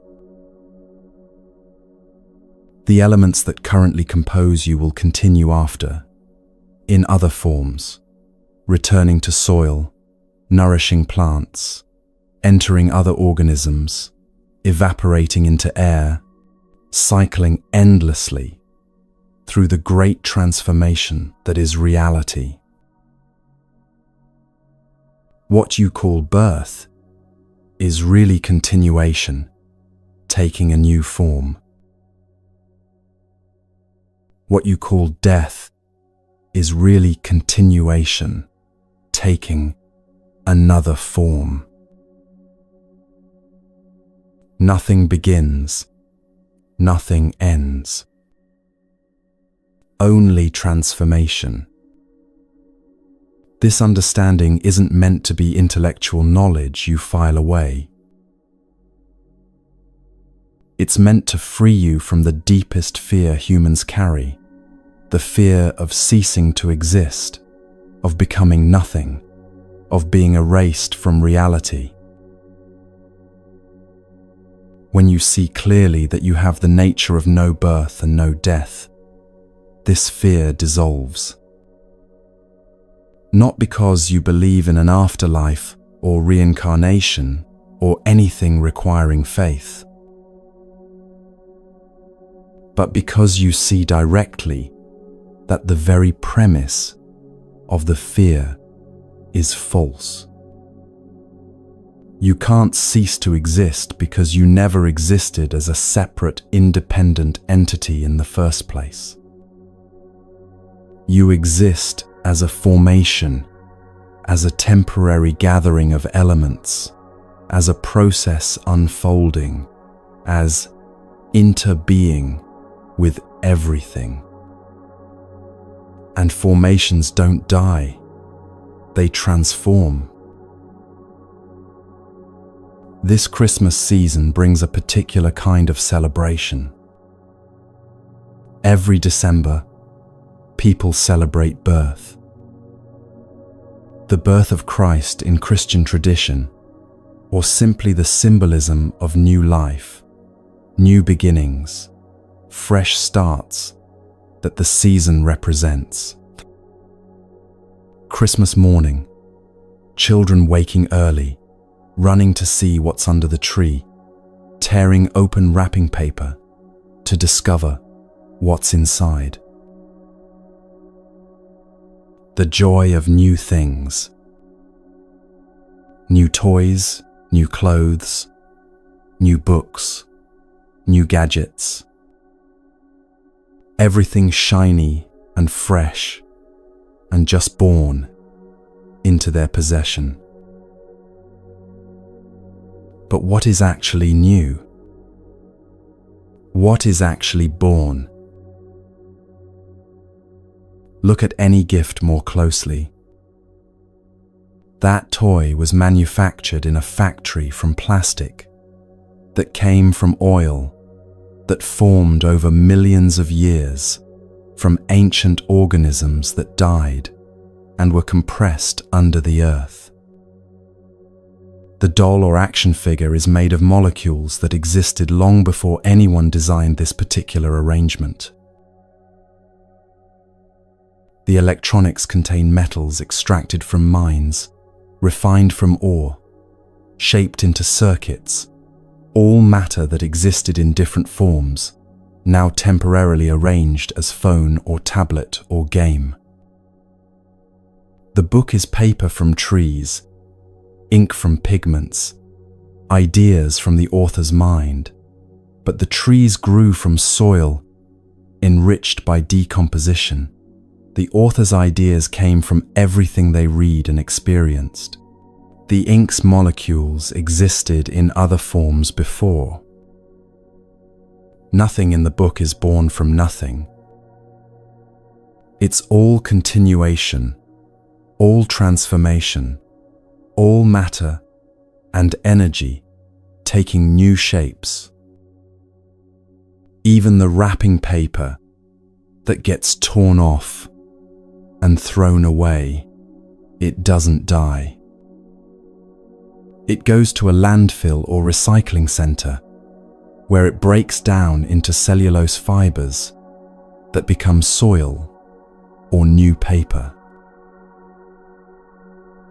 The matter continues. The molecules persist. Nothing ends. The joy children feel opening presents is real. The newness they experience is genuine. But it's newness of arrangement, not newness of substance. It's new to them, new in this form, but not new in the sense of having been created from nothing. This isn't meant to diminish the joy. Understanding the truth doesn't make Christmas morning less beautiful. It makes it more beautiful because you see what's actually happening, not isolated objects appearing from nowhere, but the entire universe arranging itself in new patterns, the great dance of transformation, expressing itself as wrapped boxes under trees. Think about what birth actually means. When a baby is born, we say, a new person has come into existence. But has anything actually been created from nothing? The baby is made of cells that came from the mother's body, nourished by food she ate, built from nutrients that came from plants and animals that came from soil and sun. The DNA that codes for this baby's body came from parents, grandparents, ancestors, stretching back through evolutionary time. The consciousness that will develop in this baby's brain will be shaped by everything it experiences, every word it hears, every relationship it forms. Nothing is born from nothing. Birth is continuation taking a new form. Birth is the universe arranging itself differently, not something appearing from nowhere. Christmas as symbol of birth points to something true, but not in the way most people think. The birth celebrated isn't the beginning of something from nothing. It's the continuation of what always was, taking a new form, manifesting in a new way. In Christian tradition, Christmas celebrates divinity becoming flesh, the eternal entering time, the infinite taking finite form. This is actually very close to the Buddhist understanding when you see it clearly. Not that something separate called divinity decided to enter something separate called flesh, but that what always was, the nature of reality, the Buddha nature, the ground of being, manifests in this form, becomes visible in this way, expresses itself through this life. In this sense, Christmas is a symbol of awakening rather than literal birth. The light that comes into darkness isn't new light appearing from nowhere. It's the same light that always was, now visible, now recognized, now seen clearly. When you wake up to the nature of no birth and no death, when you see clearly that nothing begins from nothing and nothing ends in nothing, when you understand that everything is transformation and continuation, this is the real Christmas gift. Not wrapped boxes under trees, but freedom from the fear that haunts human existence. The Buddha taught very clearly about why people suffer. Because of ignorance, you see the world as formations, and formations appear as the phenomenal world. We see formations as separated entities. This is the root. This is where suffering begins. Not in circumstances or events or other people's actions, but in how we see. When you look at reality with ignorance, you see things as separate, independent, permanent. You see yourself as a separate self, others as separate others, objects as separate objects. You see birth as beginning and death as ending. You see gain as acquiring what you didn't have and loss as losing what you had. You see success and failure, victory and defeat, being something or being nothing. All of this is mental construction. You're living inside a world you've built in your mind, a world that doesn't match how reality actually works. And because your mental construction doesn't match reality, you suffer. It's like wearing glasses with the wrong prescription. Everything looks distorted, blurry, wrong. You bump into things because you can't see clearly where they are. You reach for objects that aren't where they appear to be. You walk through life confused and frustrated because what you see doesn't match what's there. Ignorance is the wrong prescription. It distorts reality, makes you see separation where there's interbeing, permanence where there's transformation, independent existence where there's mutual arising. And wearing these wrong glasses, you create your own suffering by trying to relate to a reality that doesn't exist the way you see it. You try to protect a separate self that isn't actually separate. You try to make permanent what is by nature impermanent. You try to control what is always changing, grasp what is always flowing, hold what is always transforming. And all of this creates suffering, not because reality is against you, but because you're working against reality. The Buddha said, "When you have seen that samsara disappears, you don't have to get out of samsara. There is no samsara at all." This is revolutionary. Most religious and spiritual traditions tell you that you're trapped in something: sin, suffering, illusion, the material world, the cycle of rebirth, and you need to escape. You need to work hard, pray right, practice correctly, purify yourself, transcend your humanness, die and go somewhere else.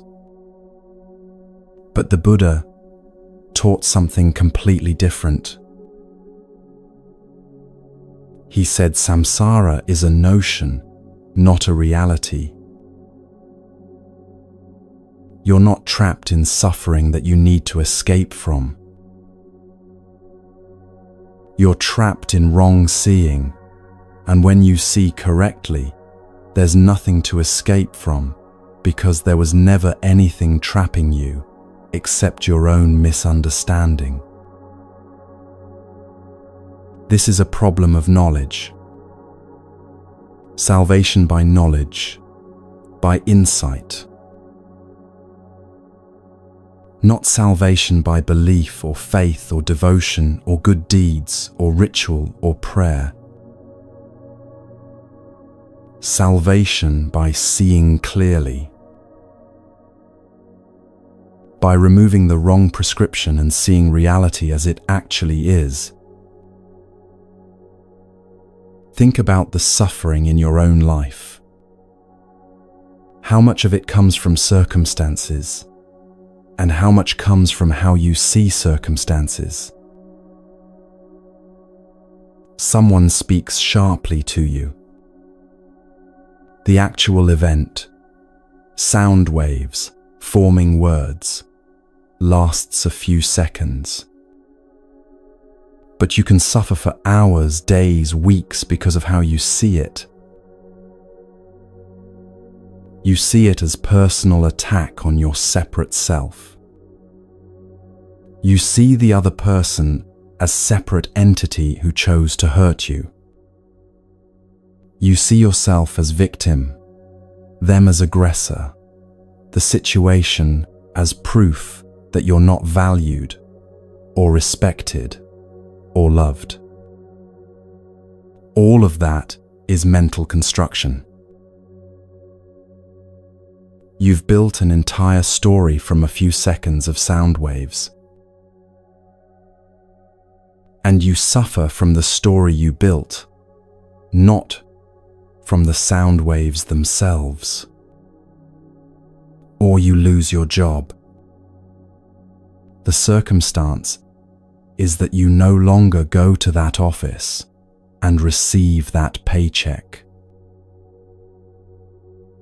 But the suffering comes from seeing yourself as someone who has failed, who is now less valuable, who might not be able to survive, who has lost their identity and worth. All mental construction built on top of a simple circumstance. Or someone you love dies. The grief is real. The loss is real. The absence is painful. But how much of the suffering comes from seeing death as absolute ending? From believing that the person was a separate, independent entity that has now been erased from existence? From thinking they went from being to non-being, from existence to nothingness.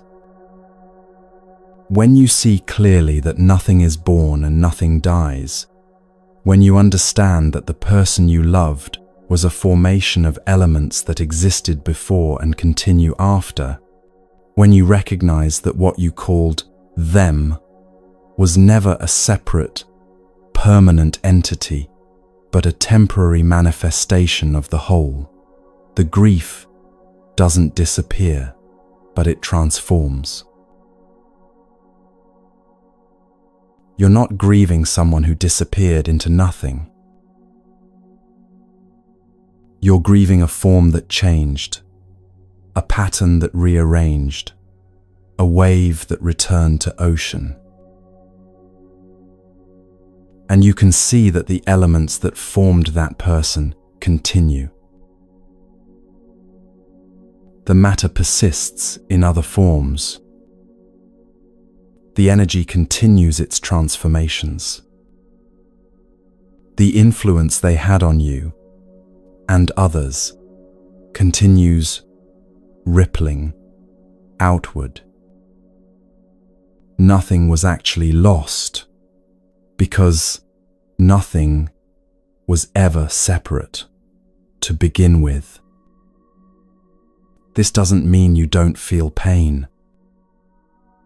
It means you're not suffering from illusion on top of pain. You're not adding the story of permanent loss to the reality of change. You're not creating additional suffering by believing in separation and permanence that never existed. The Buddha's teaching about no birth and no death isn't meant to comfort you with pleasant beliefs.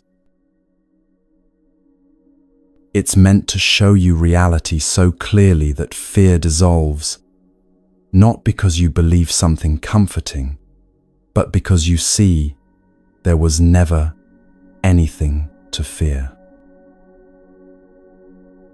Now we come to something the Buddha himself addressed directly, the traditional teaching about how suffering perpetuates itself.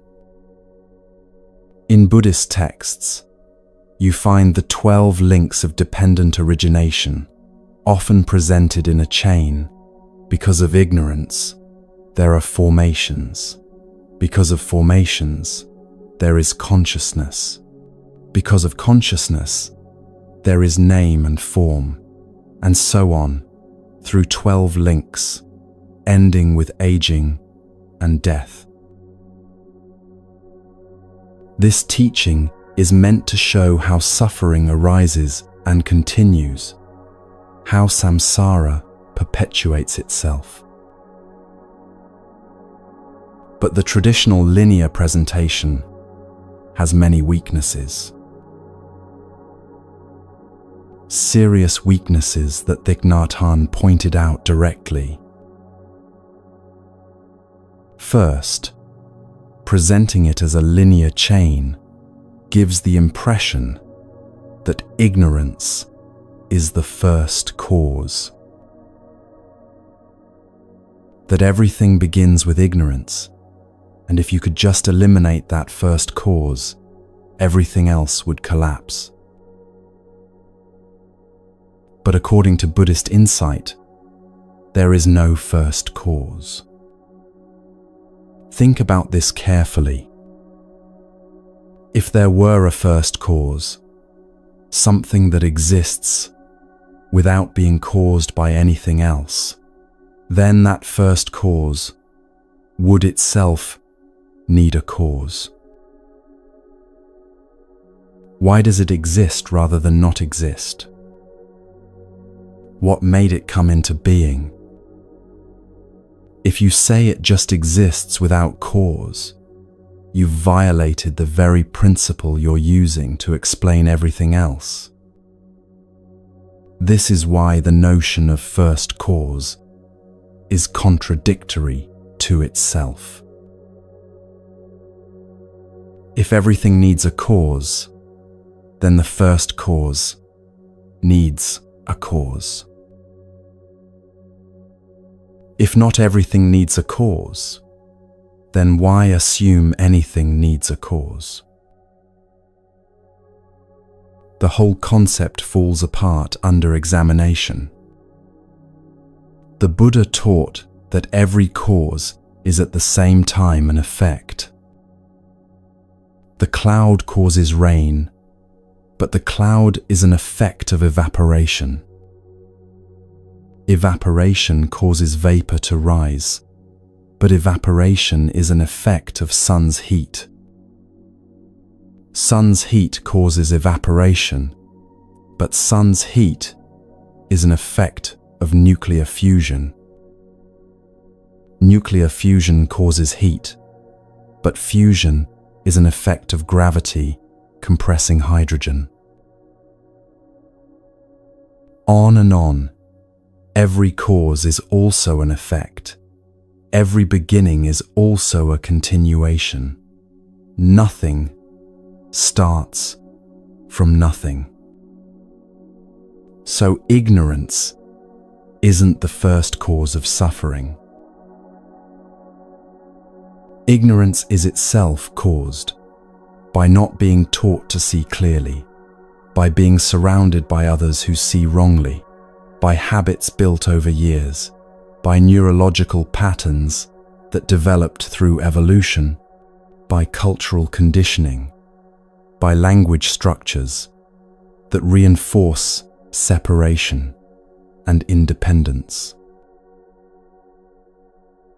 The 12 links don't work in a linear chain. They work in a web, each one strengthening all the others. Ignorance creates formations that we see wrongly, and seeing formations wrongly strengthens ignorance. Wrong seeing creates craving, And craving strengthens wrong seeing because we become invested in what we crave and see reality through that filter. Craving creates grasping, and grasping strengthens craving because the more we grasp, the more we feel we need. Every link reinforces every other link, not in a line, but in a self-perpetuating system where everything holds everything else in place. This is actually how suffering works in experience. You don't follow a neat path from ignorance to suffering. You're caught in a web where every wrong view strengthens every other wrong view, where every bit of clinging reinforces every other bit of clinging, where the whole system holds itself in place through countless interconnections. And here's the revolutionary insight. You don't need to escape from this system because there is no system to escape from. The 12 links are a description of wrong seeing. They describe what happens when you see reality with ignorance. They describe the world as it appears through the wrong prescription. But they're not describing something real that you're trapped in. They're describing the illusion you're living inside. When you see clearly, the 12 links disappear. Not because you've broken the chain, or escaped from the wheel, or worked your way through the links one by one, but because you see there was never any chain, or wheel, or system to be trapped in. It's like waking from a nightmare. In the nightmare, you're being chased by monsters through an endless maze. The maze is real within the dream. The monsters are terrifying within the dream. The feeling of being trapped is absolute within the dream.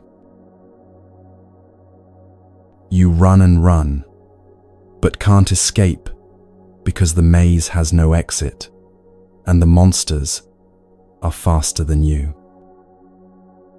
But when you wake up, you don't escape from the maze, or defeat the monsters, or find the exit. You see that there was never any maze. The monsters were never real.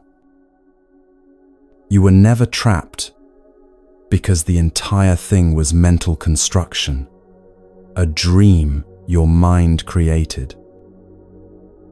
This is what the Buddha meant when he said that when you have seen samsara disappear, you don't have to get out of samsara. There is no samsara at all. Samsara is the word for the wheel of birth and death and suffering that you believe you're trapped in.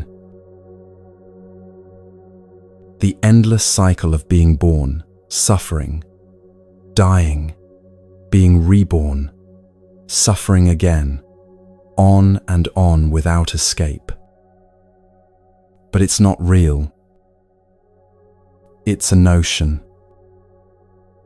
It's how reality appears when you see it with ignorance, like how a nightmare appears real while you're dreaming. When you see clearly, when you see formations as formations, interbeing as interbeing, no birth and no death, no separate self, everything mutual arising, samsara vanishes. Not because you've escaped, but because you see it was never there except as wrong seeing. You don't have to struggle to get out. You don't have to work through the 12 links one by one. You don't have to gradually eliminate ignorance, then formations, then consciousness. You just have to see clearly, and in seeing clearly, the whole illusion collapses instantly. This is why the Buddha emphasized right view above everything else. Not right behavior, not right meditation, not right concentration, though all of these matter and support each other. But right view first, because right view is seeing clearly, and seeing clearly dissolves the illusion that creates all suffering. This Christmas season, you have an opportunity to practice this seeing. When you light a candle, watch the flame. See that the flame isn't a thing but a process. Wax, vaporizing, mixing with oxygen, igniting, releasing heat and light. See that the flame doesn't exist separately from wax and wick and oxygen and heat. See that nothing is born when you light the candle. The energy in the wax existed before as chemical bonds in molecules formed from ancient sunlight stored in hydrocarbons. See that nothing dies when you blow the candle out. The energy continues as heat dispersing into air and light that already traveled outward at the speed of light. When you see family members, look clearly at how you're seeing them.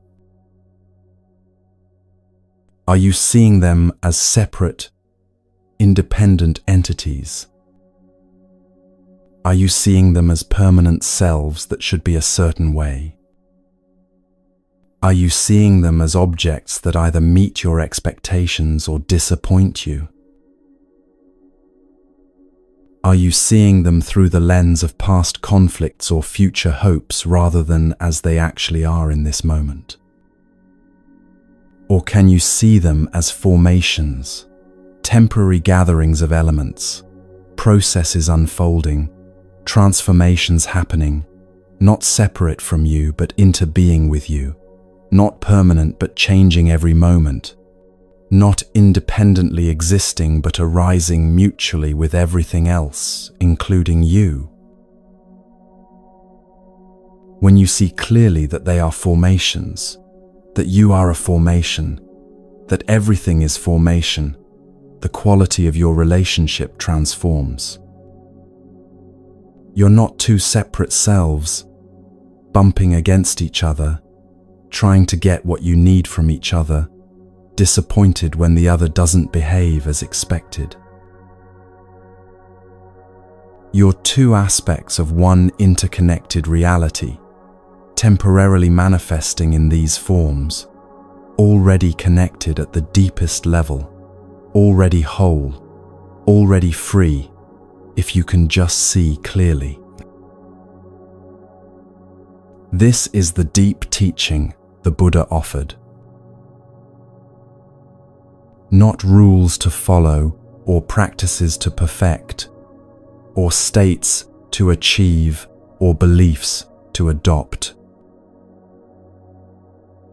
but clear seeing.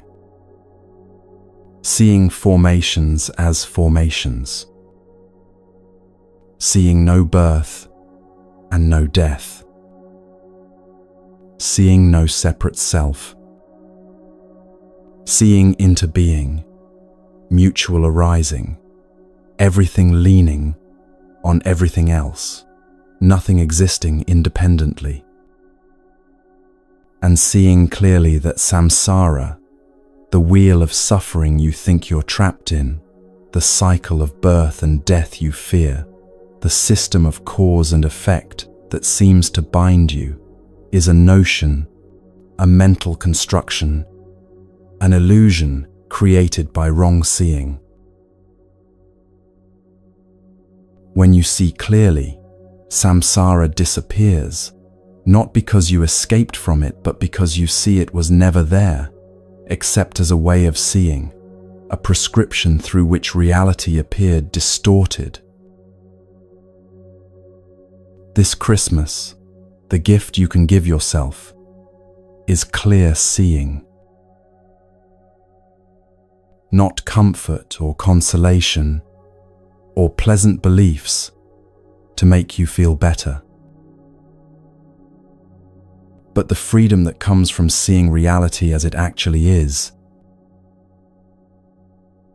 You are like the cloud, never born from nothing, never dying into nothing.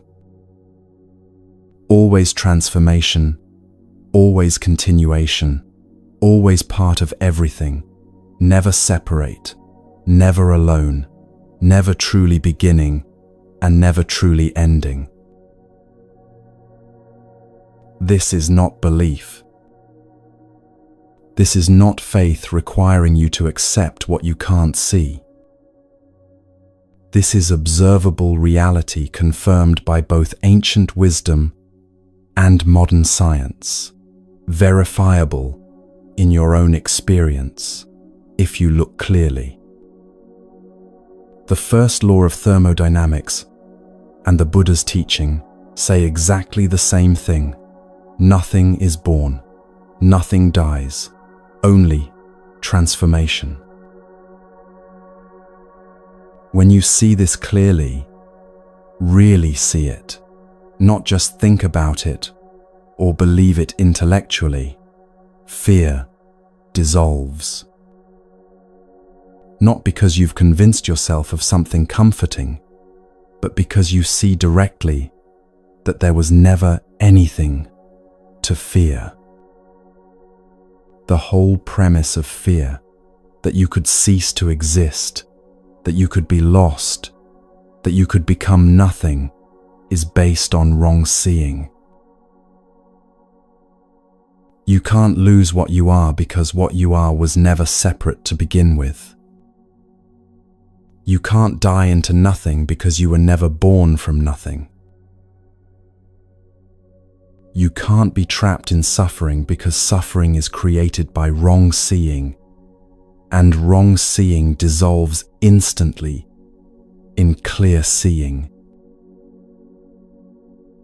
This is the freedom beyond birth and death.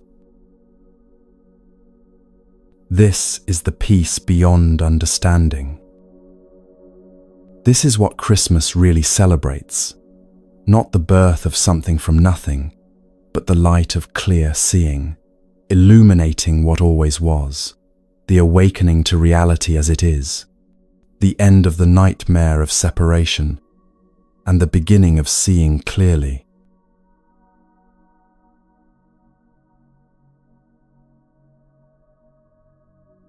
Many Western scholars who studied Buddhism came to a strange conclusion.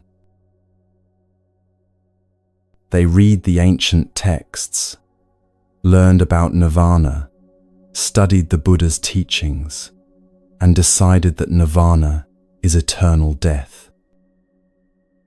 According to their understanding, a Buddhist practitioner might experience some peace while still alive, maybe 20 or 30 years of calm before they die.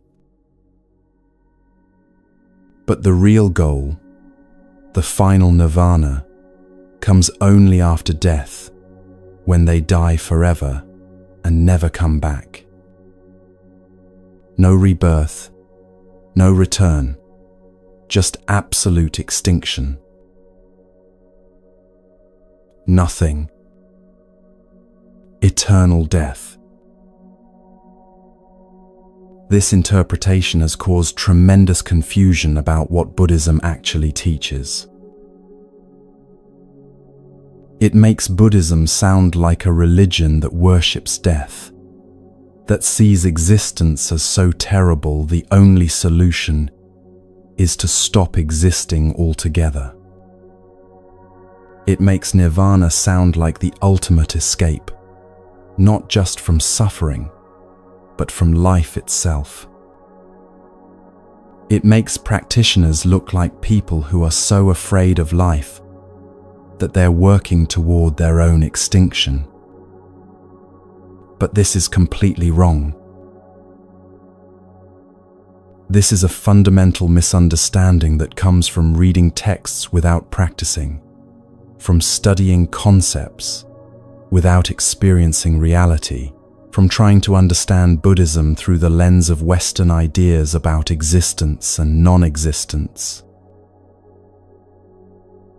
The Buddha never taught that the goal is to stop existing.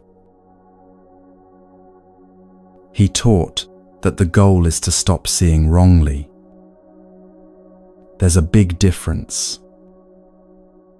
When you stop seeing wrongly, you don't disappear. You see clearly what was always true. You don't escape from life.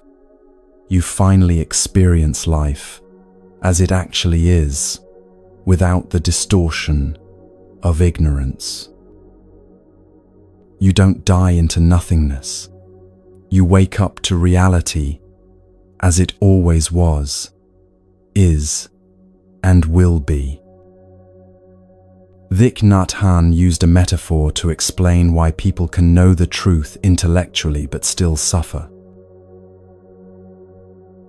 He said it's like someone who has found a well so deep they know there is water. They can see the water down there at the bottom of the well, far below where they stand. They know it's there. They even know that water could satisfy their thirst, could cool them, could sustain their life. But they don't have an instrument to get the water from down there, up here to drink. So they remain thirsty, even though they know there's water. They remain thirsty, even though they can see the water with their own eyes.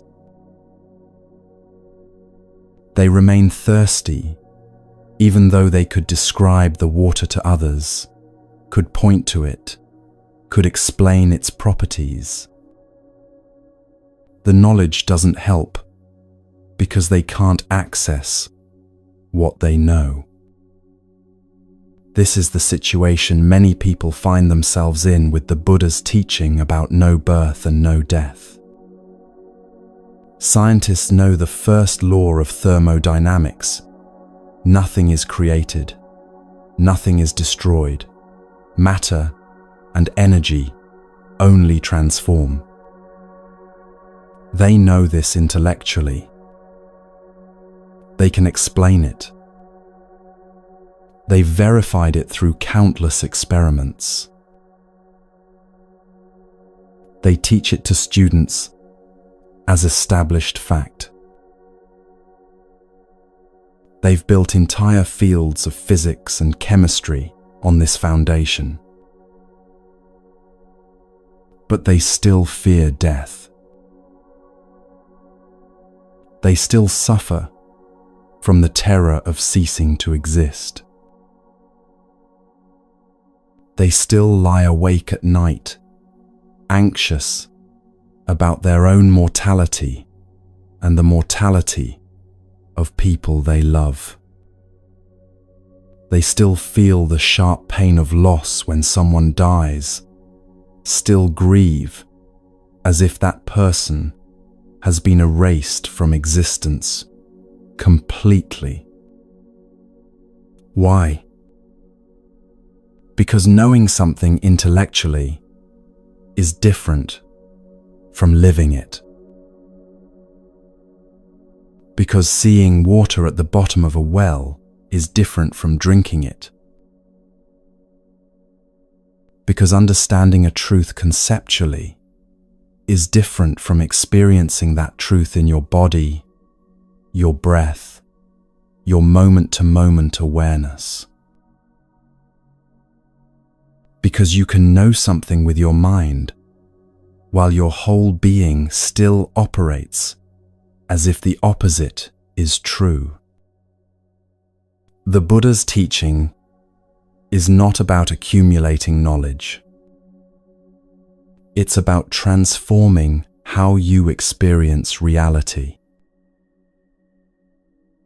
It's about bringing the water up from the well so you can actually drink it, not just know it's there.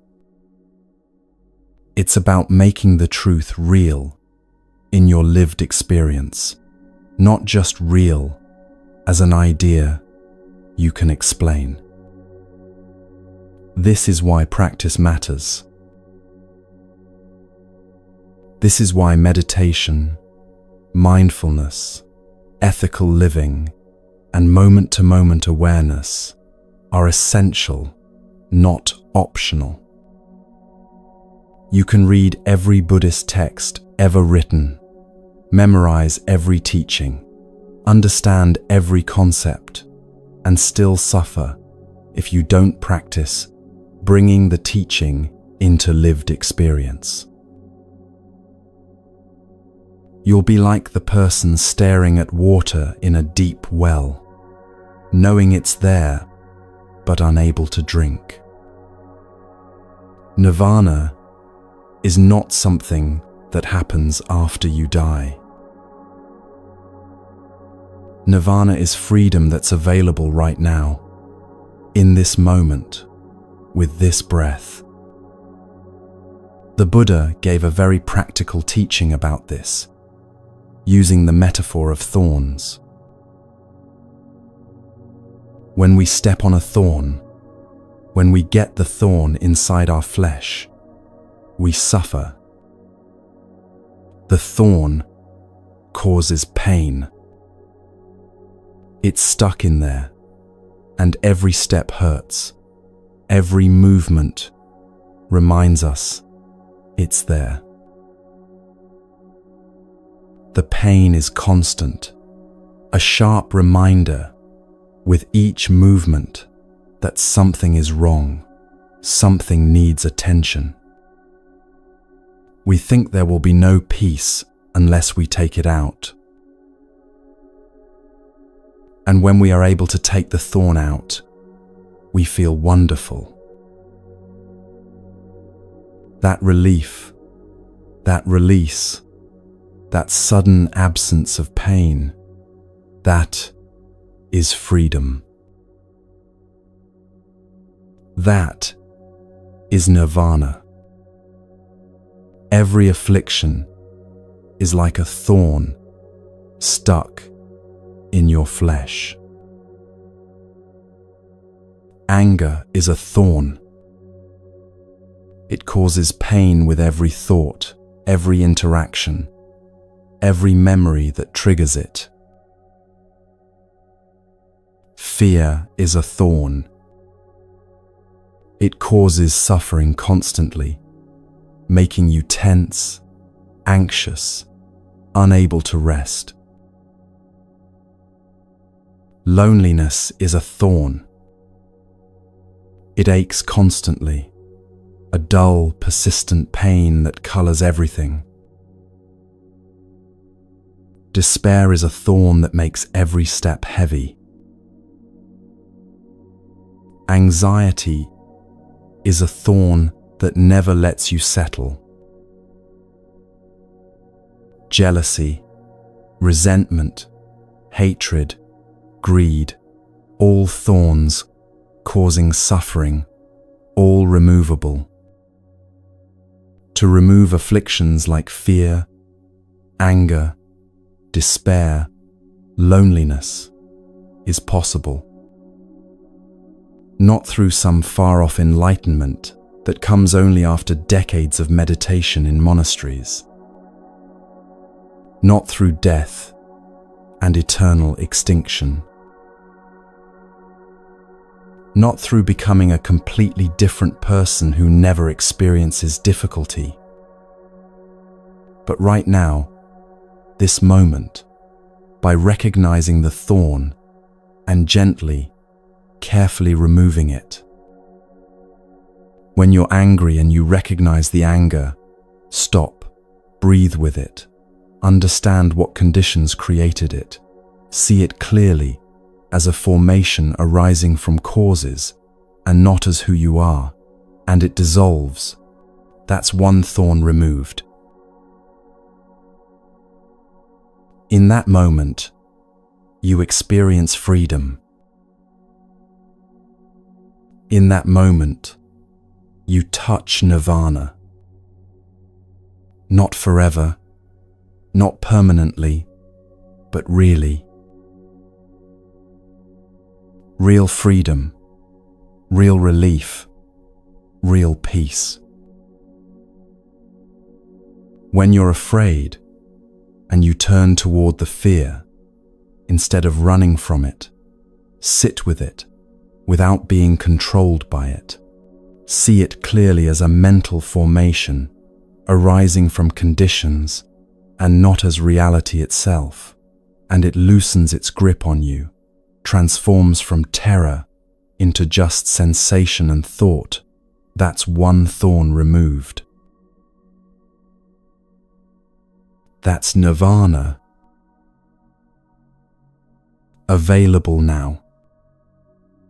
When you're lonely and you practice coming home to yourself, connecting with your breath and body, recognizing you're never actually separate from everything because you're interbeing with the whole cosmos, and the desperate quality of loneliness shifts into something else, something bearable, something that doesn't control you.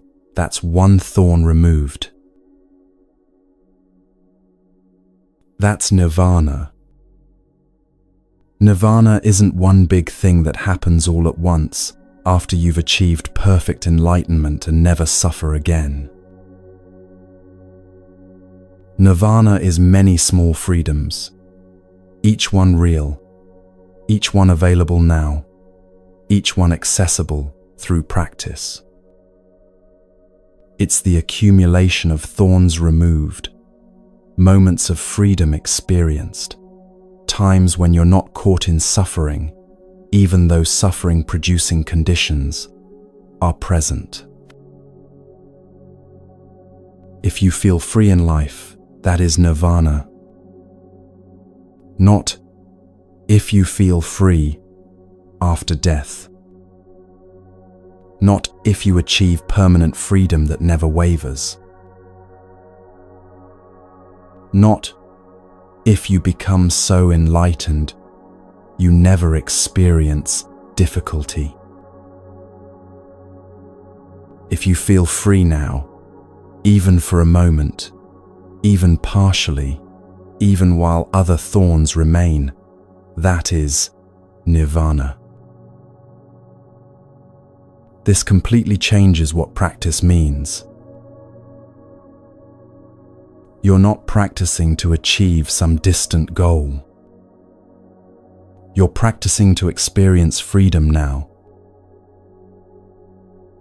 Every thorn you remove, every affliction you release, every moment you're not caught in fear or anger or despair, that's the goal realized. That's not preparation for nirvana later, that is nirvana. This is why the Buddha emphasized practical training in how to live. Not just philosophy or meditation techniques, but ethical guidelines for daily life that reflect understanding of reality and create the conditions for freedom. The 5 mindfulness trainings are a very concrete expression of the path. They're practical guidelines about how to relate to life, other beings, your body, communication, and consumption in ways that create freedom rather than suffering.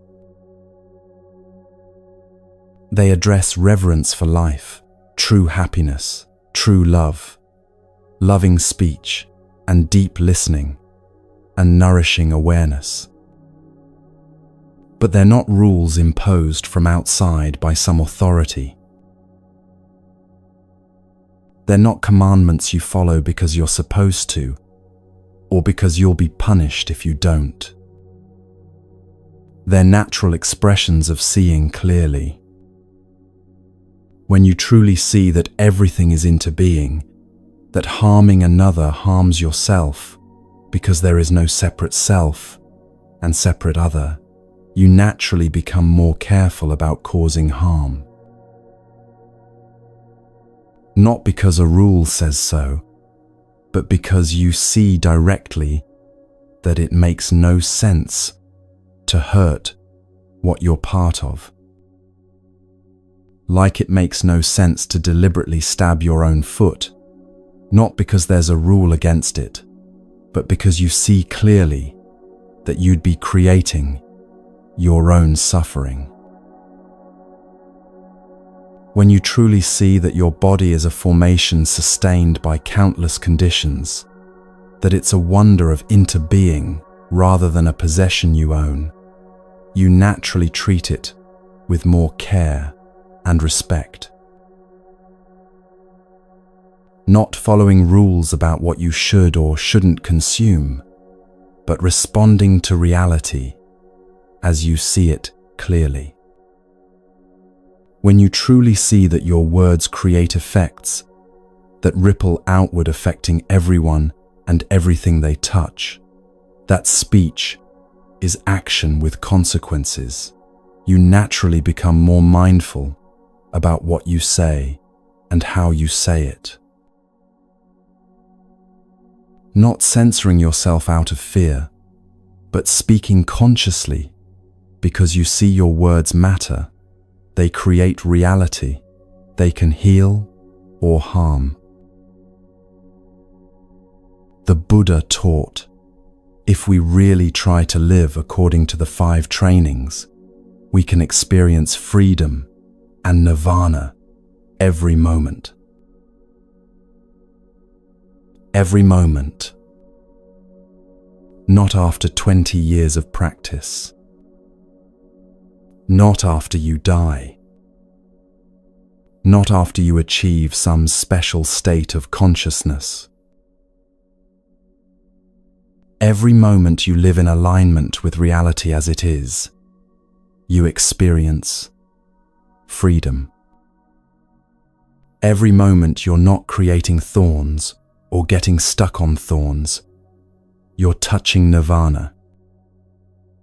This Christmas season offers countless opportunities to experience this freedom if you're present to them. Christmas Eve, late at night, the house finally quiet. Everyone else has gone to bed. The dishes are done. The presents are wrapped. The preparations are complete. The tree lights glow softly in the darkened room. You sit there alone and you breathe. This moment, sitting, breathing, present, is an opportunity for freedom. Not freedom from Christmas or from family or from life or from your responsibilities, but freedom from the racing thoughts about whether everything will go well tomorrow. Freedom from the anxious checking and rechecking of lists in your mind. Freedom from the desperate need to make everything perfect, to control every detail, to ensure everyone is happy. You breathe and know you're breathing. You sit and know you're sitting. You're here, now, alive, not caught in past or future, not suffering from the thorns of worry and control. That's one thorn removed. That's freedom. That's nirvana available right now, in this quiet moment before Christmas morning. Christmas morning, you step outside before anyone else wakes. The air is cold against your face, sharp and clean. Your breath forms clouds that you can see, water vapor becoming visible in cold air, then dispersing into the atmosphere. Your feet touch the ground with each step, and you're aware of walking, aware of breathing, aware of the cold, aware of the quiet before the day begins and the house fills with voices and activity. With every step you make in mindfulness, you get free, and that freedom is nirvana. Free from what? Free from the past, from old resentments about family dynamics, from memories of disappointing Christmases when expectations weren't met, from the weight of everything that happened before this moment, from grudges held and slights remembered. Free from the future, from anxiety about how the day will unfold, from expectations that create pressure and tension, from fear that things won't meet some imagined standard you've set, from worrying about what could go wrong. Free from your worries about money spent on gifts, about relationships that feel strained, about whether you're doing this whole thing right, about whether you're enough, whether you've done enough, whether it will be enough. This is nirvana, not some mystical state far removed from ordinary life where you float in bliss forever. But this, walking in cold air, breathing, present, not caught in past or future, not suffering from the thorns of regret and anxiety and self-doubt. The practice the Buddha taught isn't about achieving something extraordinary that only special people can experience. It's about being fully present to what's ordinary, what's already here, what's always available. It's about removing the thorns of affliction one by one, so you can experience life as it actually is, without the distortion of fear and grasping and aversion and delusion. You can practice this anywhere, anytime.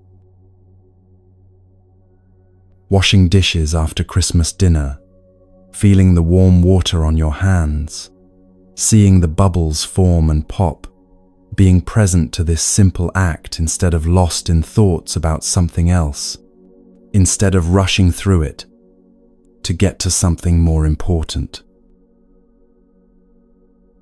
That's practice. That's freedom available now. That's a thorn of restlessness removed.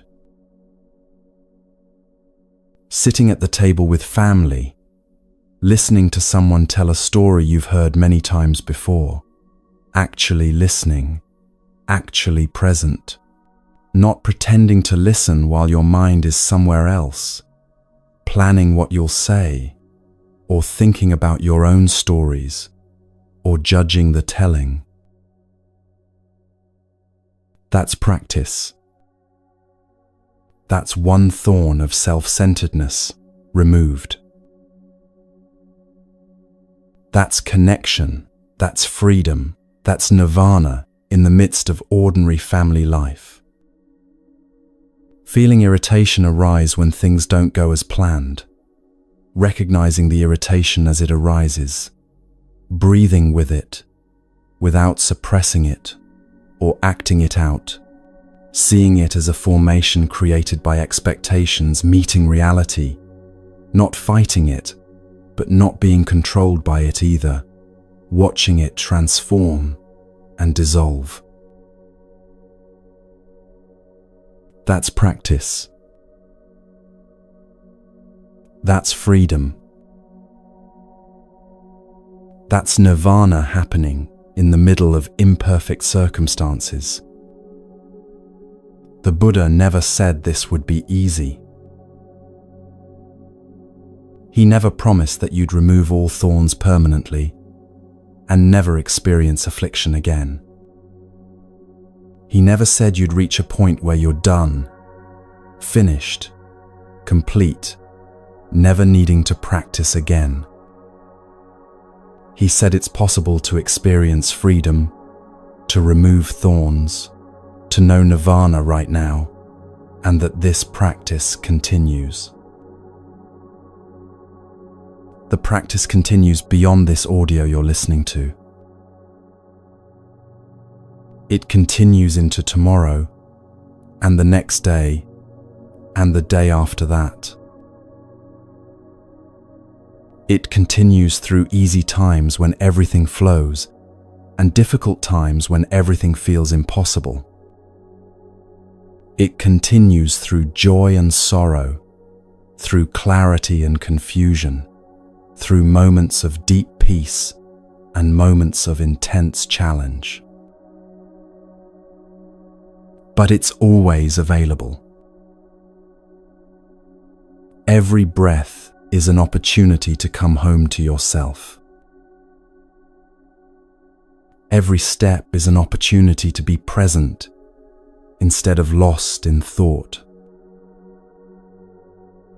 Every moment is an opportunity to recognize a thorn, anger, fear, loneliness, whatever affliction is present, and practice the gentle art of removing it. This is radically different from seeing nirvana as something that happens after death, after you've finally escaped from the suffering of existence through extinction. This is seeing nirvana as the natural state that's always available when you're not caught in affliction, when you're not seeing wrongly, when you're present to reality as it is, without the distortion of ignorance. Think about moments in your own life when you've experienced this freedom, even if you didn't call it nirvana or recognize it as anything special. Moments when you were so present to what you were doing that worry disappeared completely. Moments when you were so absorbed in beauty, a sunset painting the sky, music filling your awareness, someone's face in genuine laughter, that fear vanished and you touched something timeless. Moments when you were so grounded in your body, walking in nature, dancing, swimming, working with your hands, that the anxious thoughts quieted and you experienced simple being. Those moments weren't accidents or lucky breaks or gifts from outside. They were moments when thorns were temporarily removed, when conditions aligned for clear seeing, when you stopped clinging to past and future and touched the freedom that's always available underneath affliction.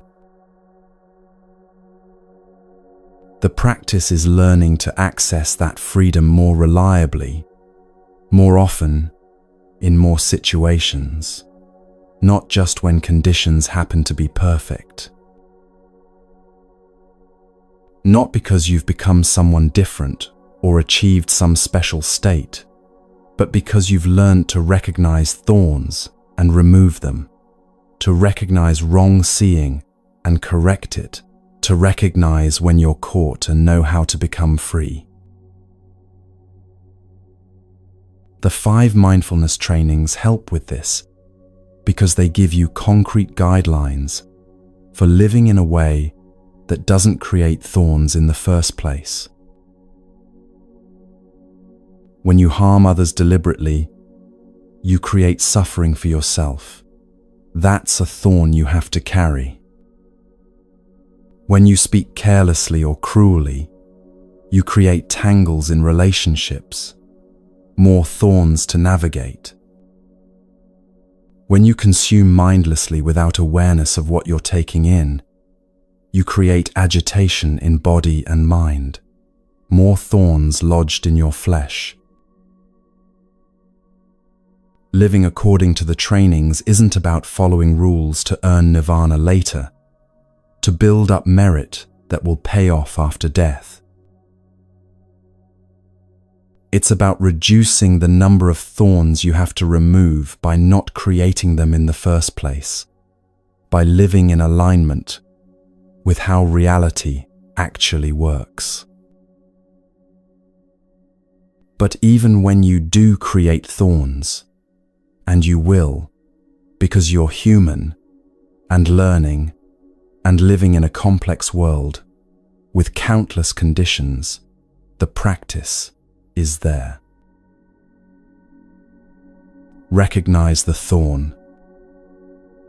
Don't deny it's there or pretend you're not in pain. Breathe with it. Understand what conditions created it. See it clearly as a formation, not as reality itself, not as who you are. Gently work to remove it, not through force, but through understanding and awareness. Experience the freedom when it releases, when the grip loosens, when suffering decreases, even slightly. This is nirvana as the Buddha actually taught it.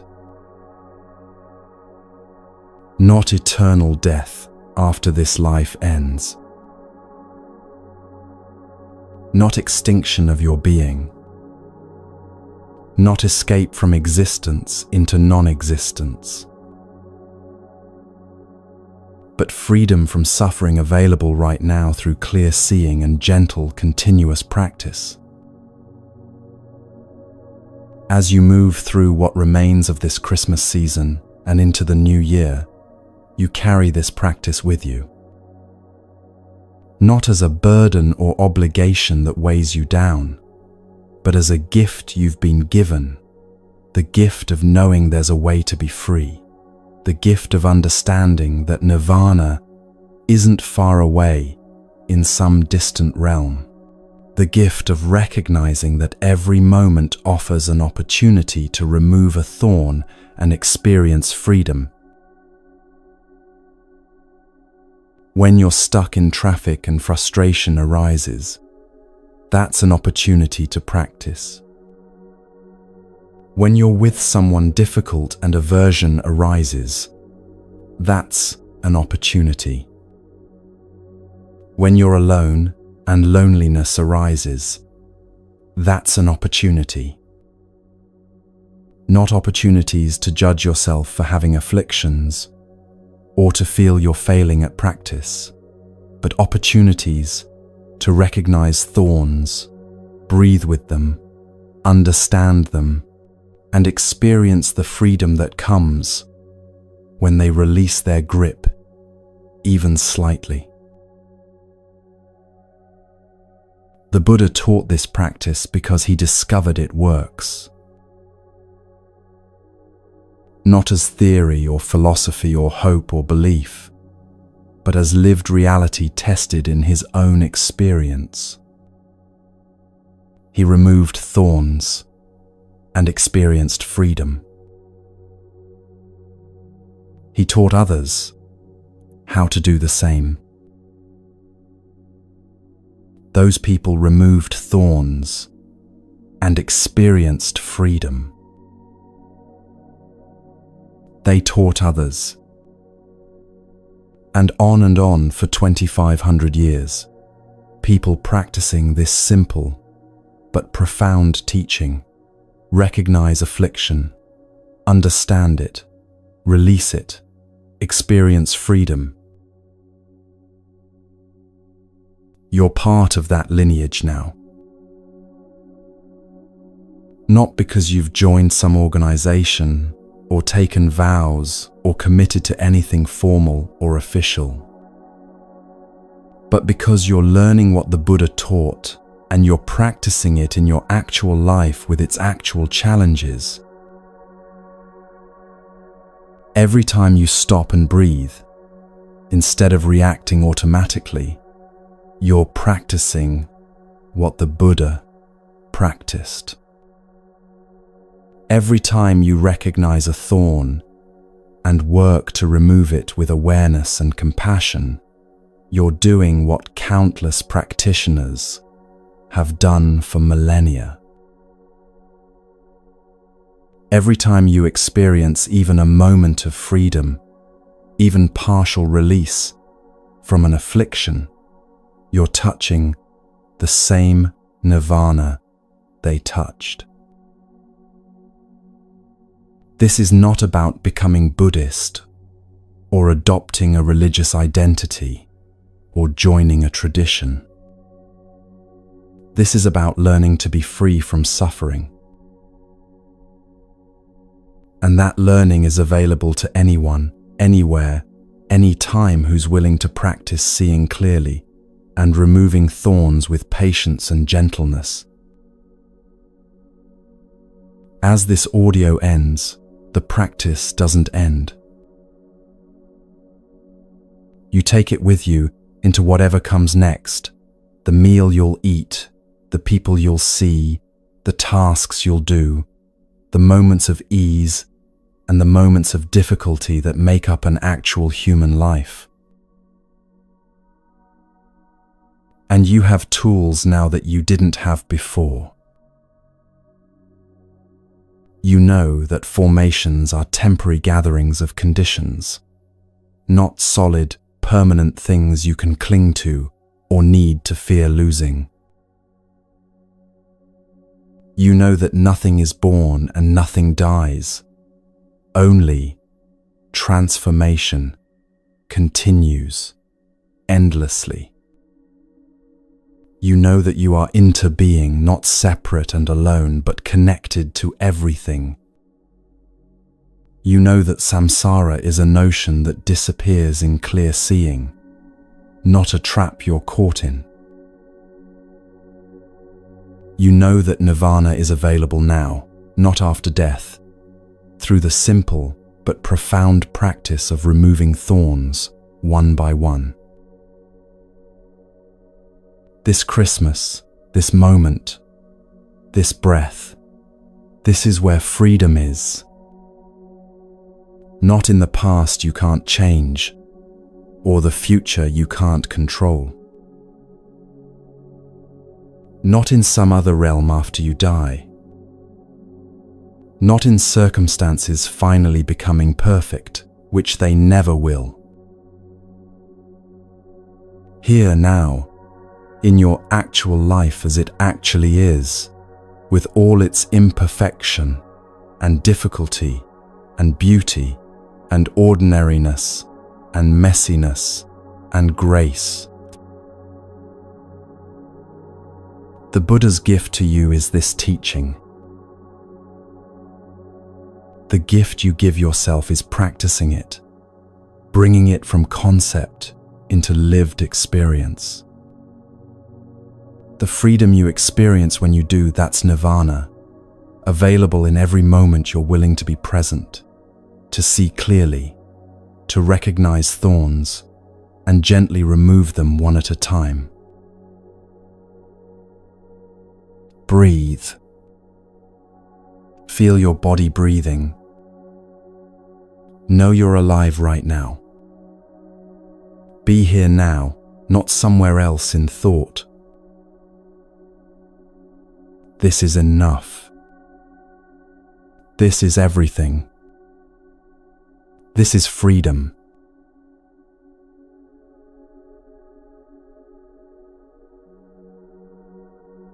We've been together for 3 hours now, breathing, listening, exploring these teachings that have been passed down through centuries. Wherever you are in the world, whether it's morning or evening, whether you're alone or surrounded by others, whether Christmas has passed or is still approaching, you're part of this community of practice. The Buddha's teaching isn't complicated. Freedom starts with refreshing how you see. When you see formations as formations, when you see no birth and no death, when you see interbeing instead of separation, you're already free. May this Christmas season bring you home to yourself. May you find the island of self through your breath and your steps. May you experience the freedom that comes from seeing clearly, from removing thorns one by one, from touching the nature of no birth and no death. This space is always here for you. Whenever you need to come home, whenever you need to be reminded of what's true, whenever the thorns feel too numerous to count, you can return. Not to escape from life, but to see life more clearly, so you can live it more fully. The practice continues in your next breath, your next step, your next moment of awareness. You carry everything you need with you. May you be peaceful. May you be free. May you walk in mindfulness wherever this path takes you.